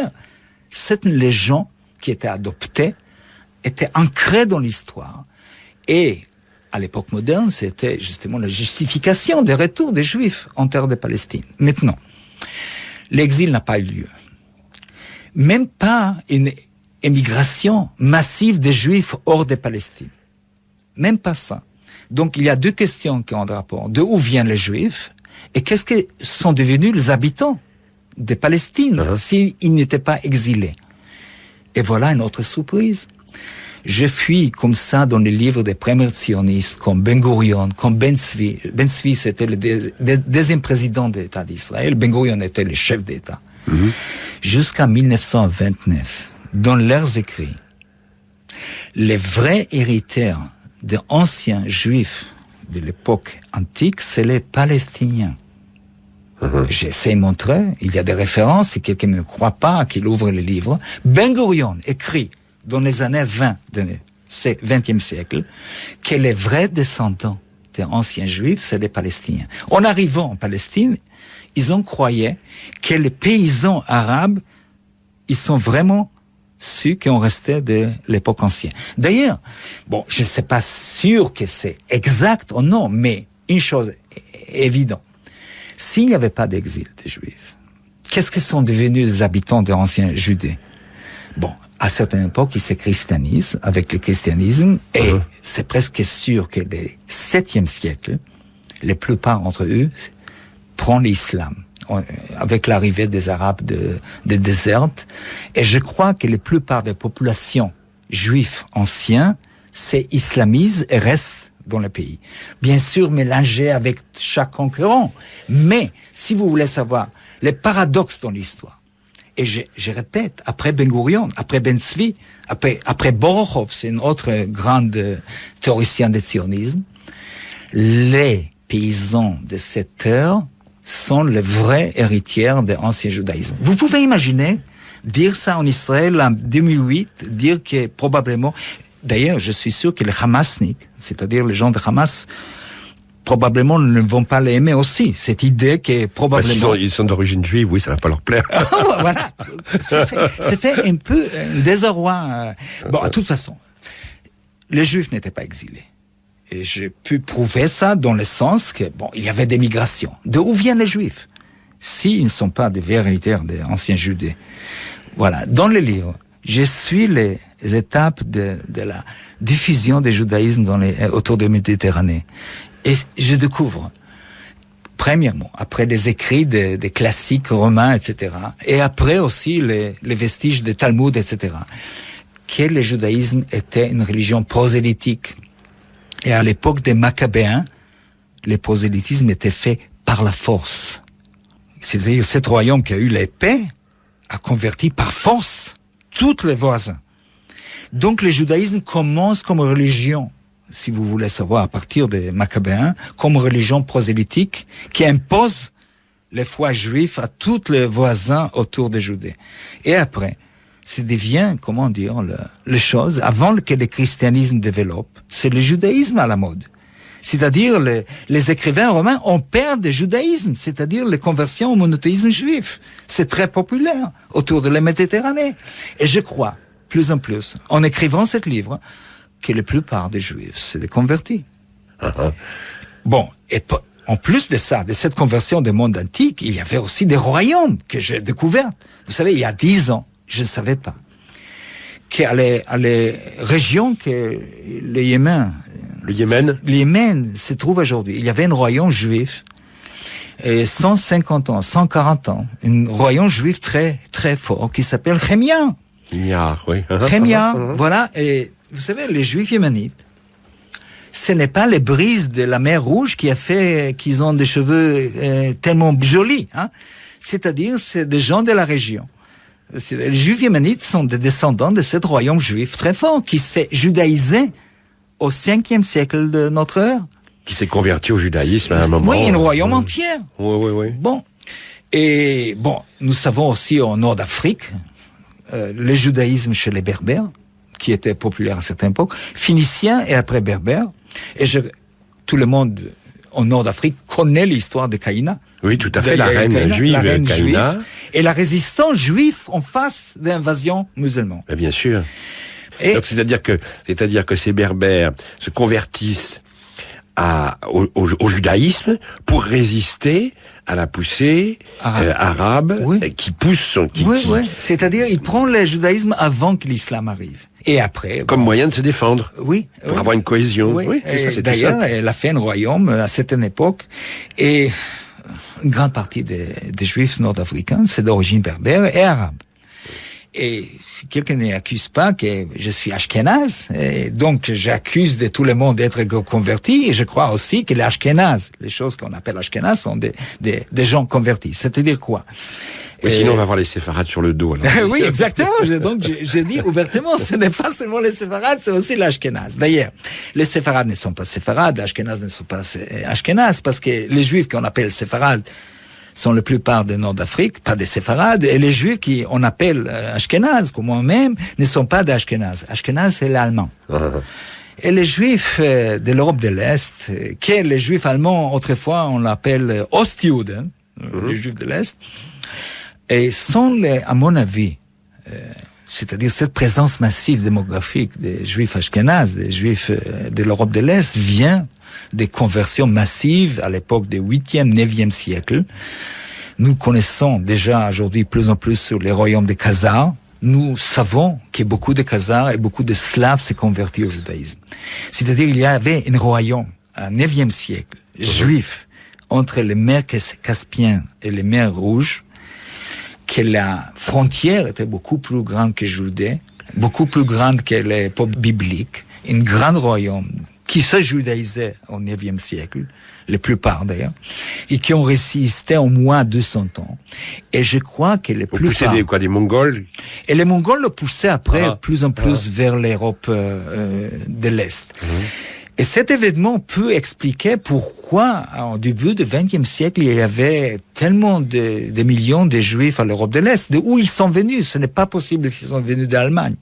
Donc, à mon avis, les présents Juifs, en arrivant à la modernité, les présents Juifs, contrairement à toutes les imaginaires que nous avons comme peuple race qui a erré pendant 2000 ans, je crois que cette vivacité de cette religion, avec cette force, ce désir de convertir, qui a fait qu'il y avait tellement de Juifs à l'Est et à l'Ouest. Et les parts de ces Juifs qui ont quitté les Palestines autrefois est minime. C'est-à-dire, à mon avis, Hitler a eu tort. Hitler a eu tort en pensant que les Juifs c'est une race. Il s'est trompé complètement. Il s'est trompé complètement. Et malheureusement, il y a encore des Juifs en Israël et en France et ailleurs qui pensent toujours que les Juifs c'est une race, une peuple race avec une origine. Et vous savez, malheureusement, il y a beaucoup de chercheurs qui cherchent aujourd'hui pas des sangs juifs parce que c'est idiot, mais des gènes juifs. Gènes, on dit en français gènes. ADN. ADN. ADN. Ils cherchent ADN. Les gènes. Gènes. Pardon. Le gène juif. Oui. Il y a des laboratoires qui cherchent les gènes juifs. Et ça, c'est, à mon avis, très triste pour prouver une identité commune. Shlomo Sand, les auditeurs écoutent et se disent, mais attends, c'est incroyable, comment est-ce que soudain arrive ce chercheur israélien, sympathique comme tout, qui nous apprend tout ça? Est-ce qu'il y a des antécédents? Vous n'allez pas nous faire croire, vous êtes le premier à mettre le doigt sur toutes ces histoires-là. Il y a des précédents, il y a des chercheurs qui vous ont précédé, que vous suivez. Enfin, vous n'êtes pas le premier à découvrir tout ça. Pas seulement ça, je vais aller plus loin. Pas à cause de modestie, mais à cause de recherche d'honnêteté. Je ne dévoile pas rien de tout nouveau dans les livres. Je prends un certain savoir, je l'organise différemment. Vous savez que parfois, bon, je suis allé spécialiste de l'Antiquité, spécialiste de l'Europe de l'Est, poser des questions, etc. Rien de nouveau dans mon livre. Une chose je faisais. J'organisais différemment le savoir. Et à propos de la question, est-ce qu'il y avait des précédents? Oui, nous savons qu'un homme comme Arthur Koestler, par exemple, qui était un écrivain, Arthur Koestler, oui. qui a tombé sur l'histoire de Khazar par hasard, lui qui était autrefois un sioniste, a tombé sur ça. C'était d'origine juive hongroise, s'est intéressé à ses origines, et il a publié ce livre qui vient d'être, je crois, retraduit en français, le 13e tribu. Et voilà, donc je n'ai pas dévoilé rien du tout de nouveau. J'ai organisé différemment le savoir. Et parfois, vous savez, vous changez le rapport entre des détails et les images est complètement différent. Donc, oui, il y avait beaucoup de chercheurs avant moi. Et en plus, je crois que l'historiographie sioniste, il y a 60 ans, a eu moins peur de dire, voilà, notre origine est khazare, notre origine est slave, notre origine est berbère. Avant 67, l'historiographie sioniste craignait moins pour la justification de l'existence, de notre existence au Proche-Orient. Donc, ils étaient beaucoup plus généreux en face de ces matériaux qui montrent que le judaïsme était une religion prosélytiste et la plupart des juifs, leur origine était différente que la plupart des gens pensent aujourd'hui. Donc, franchement, rien de nouveau dans le livre, à une chose, le savoir est organisé différemment. Je essaie de faire de façon la plus rationnelle, mais cette savoir organisé différemment fait un éclat. C'est-à-dire, les gens sont mal à l'aise avec ça. Vous évoquez l'archéologie aussi, qui vient corroborer vos découvertes. Oui, c'est-à-dire l'archéologie israélienne, surtout à partir des années 80-90. D'ailleurs, je m'occupe de ça dans le premier chapitre. D'ailleurs, c'est le point de départ. Moi, je me souviens être à l'université, écouter il y a 15 ans, une conférence de la part d'un archéologue qui me dit que la sortie d'Égypte jamais n'a pas eu lieu. Mais l'archéologie, dans l'année 90, commence à dévoiler et contredire la plupart des choses dans la Bible. C'est-à-dire, la Bible, qui est une grande œuvre théologique, est devenue, au deuxième moitié du XIXe siècle, un livre d'histoire. Moi, j'ai essayé de contribuer à rendre les livres son gloire théologique et réduire ses côtés pseudo-historiques. Sa valeur historique, oui. Je crois que la Bible n'est pas un livre d'histoire, c'est un grand livre littéraire, un grand livre poétique, un grand livre théologique, mais pas histoire. Au passage, vous dites un truc sur la Bible, c'est que c'est passé de main en main, d'auteur en auteur, au fil du temps, qui ont repris... Ce n'est pas un livre, c'est une bibliothèque. Une bibliothèque qui a été écrite par tellement des auteurs différents, avec des goûts différents, avec ceux qui les côtés universalistes les plaisaient beaucoup, à ceux qui, justement, l'ethnocentrisme, la fermeture sur soi-même.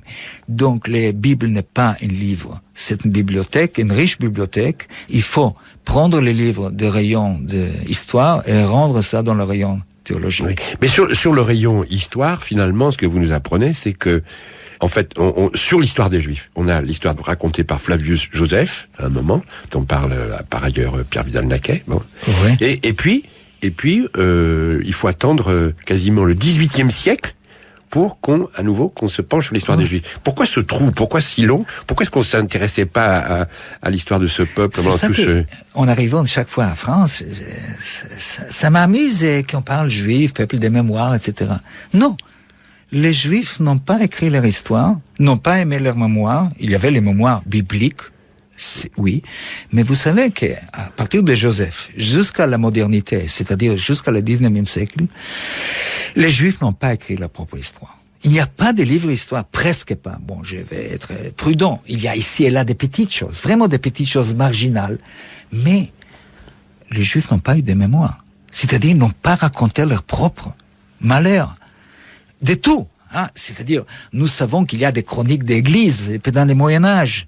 Cette masse de chroniques que l'Église nous a laissées, nous n'avons pas ça de la part des rabbinats. Pourquoi? Alors? À mon avis, parce que le temps pour les rabbins n'était pas un temps historique. C'est-à-dire, il n'y avait pas hier, aujourd'hui et demain. C'est-à-dire, il n'y a pas ce sens historique. En lisant la Bible, ils n'ont pas lu leur passé. mais l'ère présent et l'ère future. C'est-à-dire, tous les concepts de notion de temps étaient différents. Pour vous dire, un juif au Moyen-Âge savait qu'il peut sortir dans la rue et raconter Eliyahu. Eliyahu, c'est une des prophètes. C'est-à-dire, il n'y avait pas ici et ailleurs. Vous comprenez, les notions de temps étaient différentes, donc il n'y avait pas une nécessité d'écrire une chronique historique. En fait, les Juifs n'ont pas une mémoire, sauf les mémoires théologiques, très importantes, qui peut-être est les bases de leur identité, cette mémoire biblique, mais il n'y a pas une notion de durée historique, qui sont dedans. Jusqu'à le 19e siècle, avec le réveil des historiographies, il y a eu aussi, surtout en Allemagne, des historiens juifs, et les premiers historiens juifs, qui commencent à écrire l'histoire juive. Je parle sur Jos, Zuns et des autres. Ils ne pensent pas qu'ils sont en train d'écrire une histoire d'un peuple, mais une histoire d'une civilisation religieuse. C'est-à-dire, eux, ils se considèrent comme Allemands, c'est-à-dire, ils voulaient bâtir une grande république allemande. Je parle sur les première moitié du 19e siècle. Donc, les premières écritures de l'histoire juive n'est pas une histoire d'une nation, d'une race ou d'un peuple, c'est une histoire des communautés religieuses qui sont dispersées, qui leur origine est différente. Donc, à certaines façons, si vous voulez savoir, pas seulement que je n'ai rien découvert, mais je suis allé en arrière et dévoilé les premiers grands historiens juifs.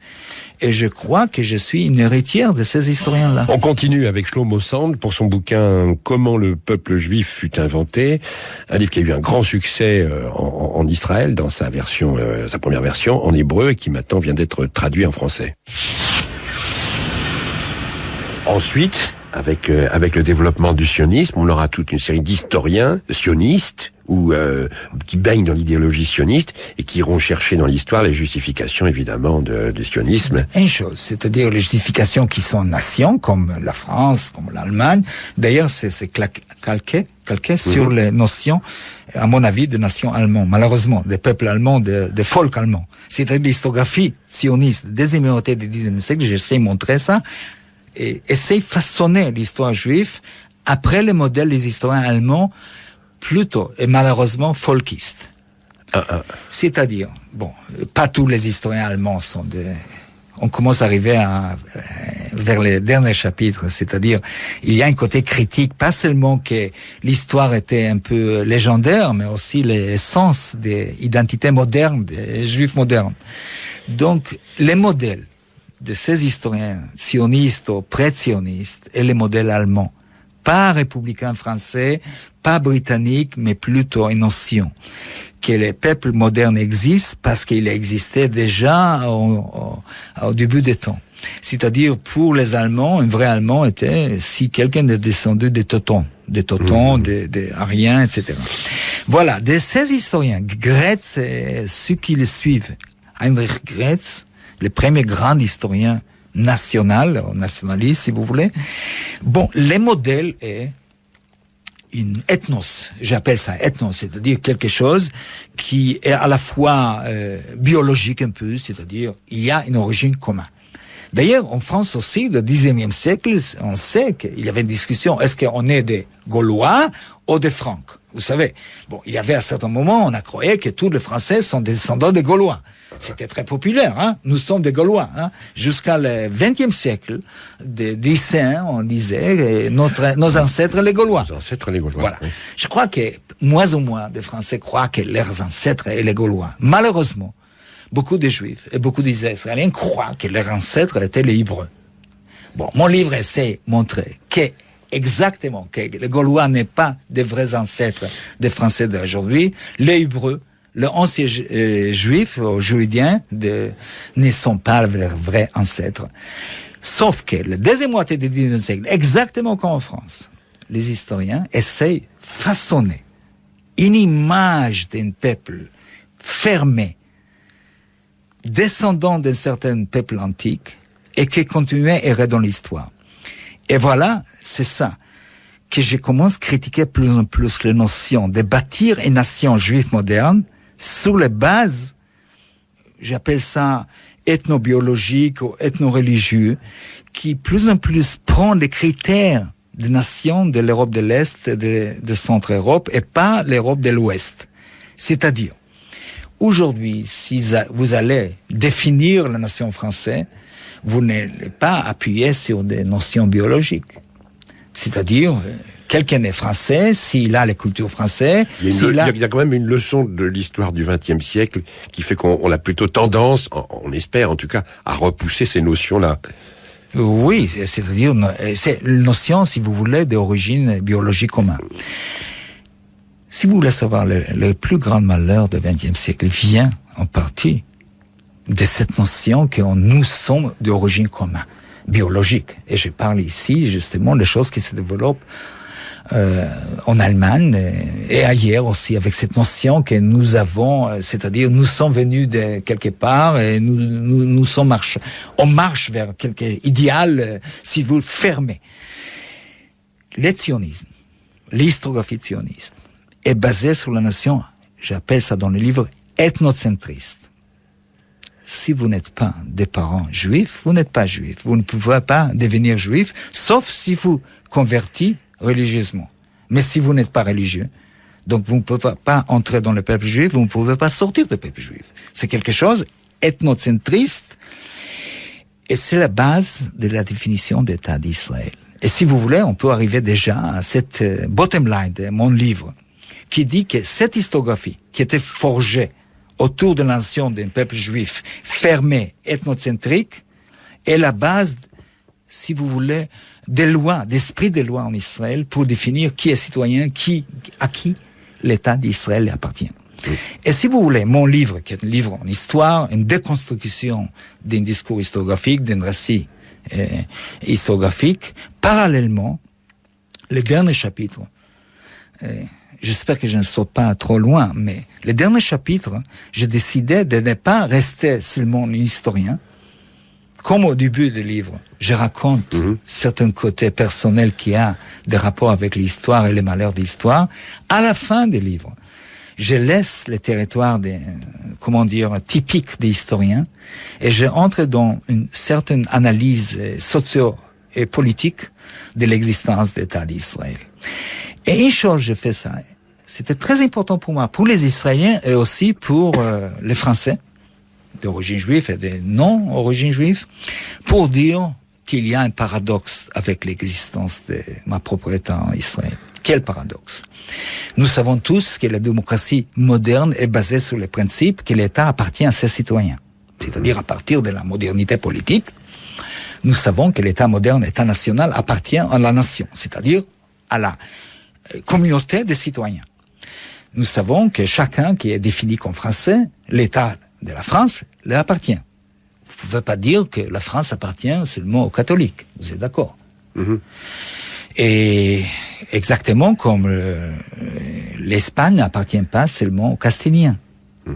Mais nous savons très bien, on n'a pas eu besoin, le président nous rappelle, que les bases peut-être de la culture française est catholique.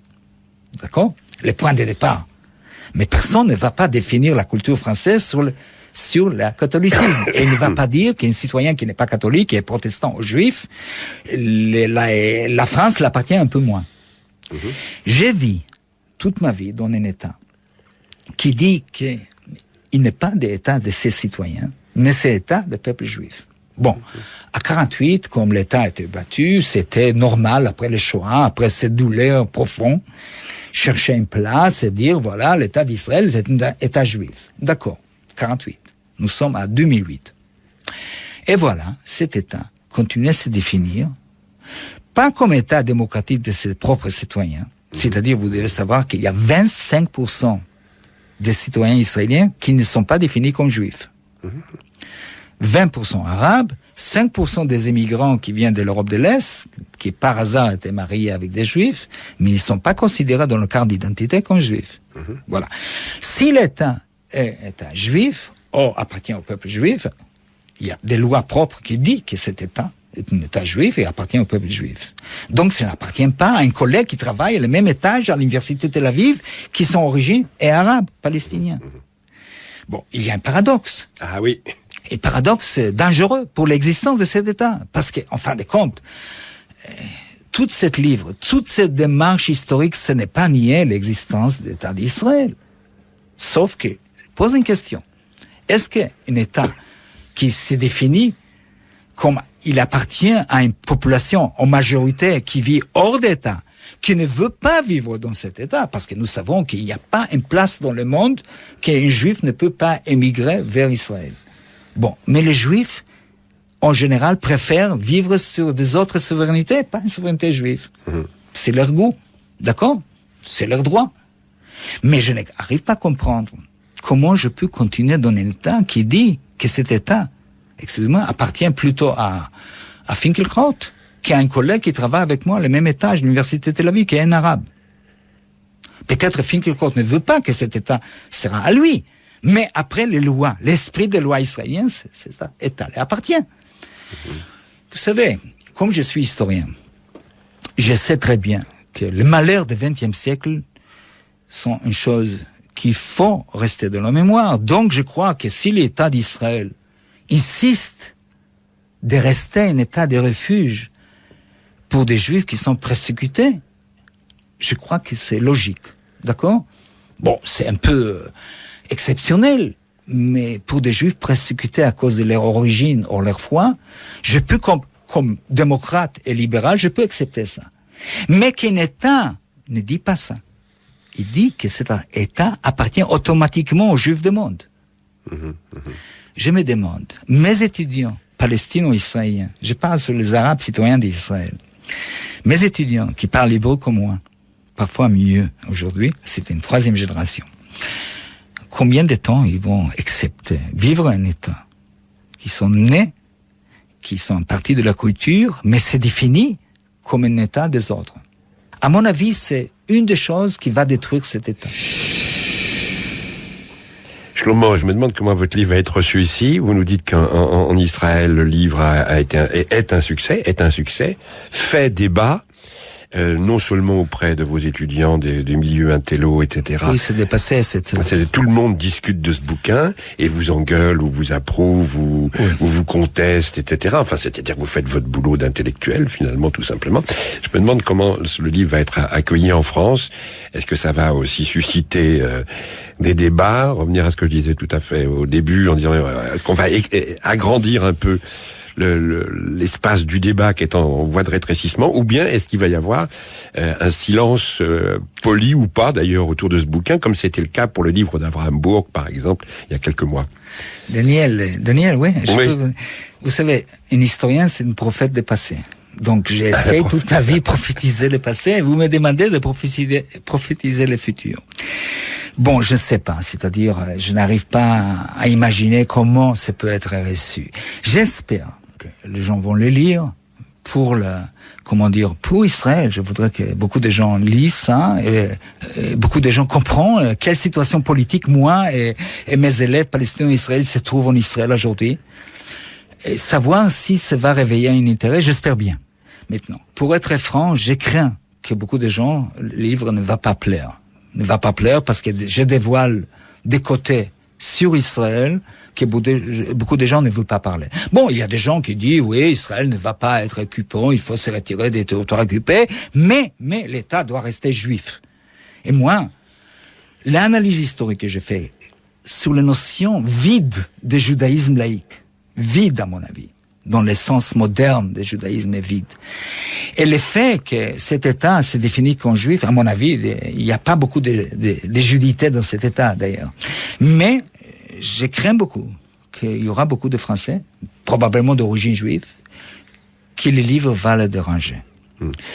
Bon, et s'ils ne sont pas racistes, à fin de compte, à la fin des lectures, ils vont comprendre que cet livre doit être une contribution pour l'existence d'Israël à la longue. C'est-à-dire, je suis pour un compromis, je suis pour le moment pour 2 États qui vont être confédérés, et peut-être un jour on va vivre ensemble avec tous les Arabes en Palestine. Mais en principe, je suis pour le partage pour le moment, pour une coexistence dans une confédération. Je crois que cet livre, en principe, doit contribuer à cette, force d'Israël d'exister. Parce qu'un État qui nie les droits d'un quart de cette population va créer demain une révolte, pas à Jénine, pas à Nablus, mais en Galilée. Mes étudiants aujourd'hui vont se révolter comme au Kosovo. Vous comprenez? C'est-à-dire, si un État dit que ce n'est pas leur propre État, donc ils vont créer un État au Galilée, qui sera un État de ses citoyens. Ils vont être dans leur plein droit. Maintenant, mon livre essaie d'éclairer ça, et demander, exiger de mes autorités, des classes politiques israéliennes, d'être conscience. Et je demande aussi des Juifs du monde, s'ils veulent aider Israël, qu'ils nous aident à devenir le plus vite possible une république de ses citoyens. Donc, je crains un peu qu'il y aura les gens qui vont m'attaquer. C'est normal, d'ailleurs.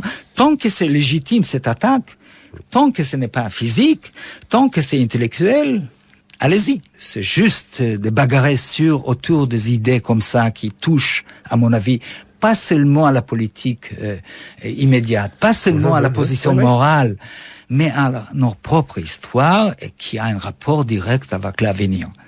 Donc, s'il y aura des bagarres...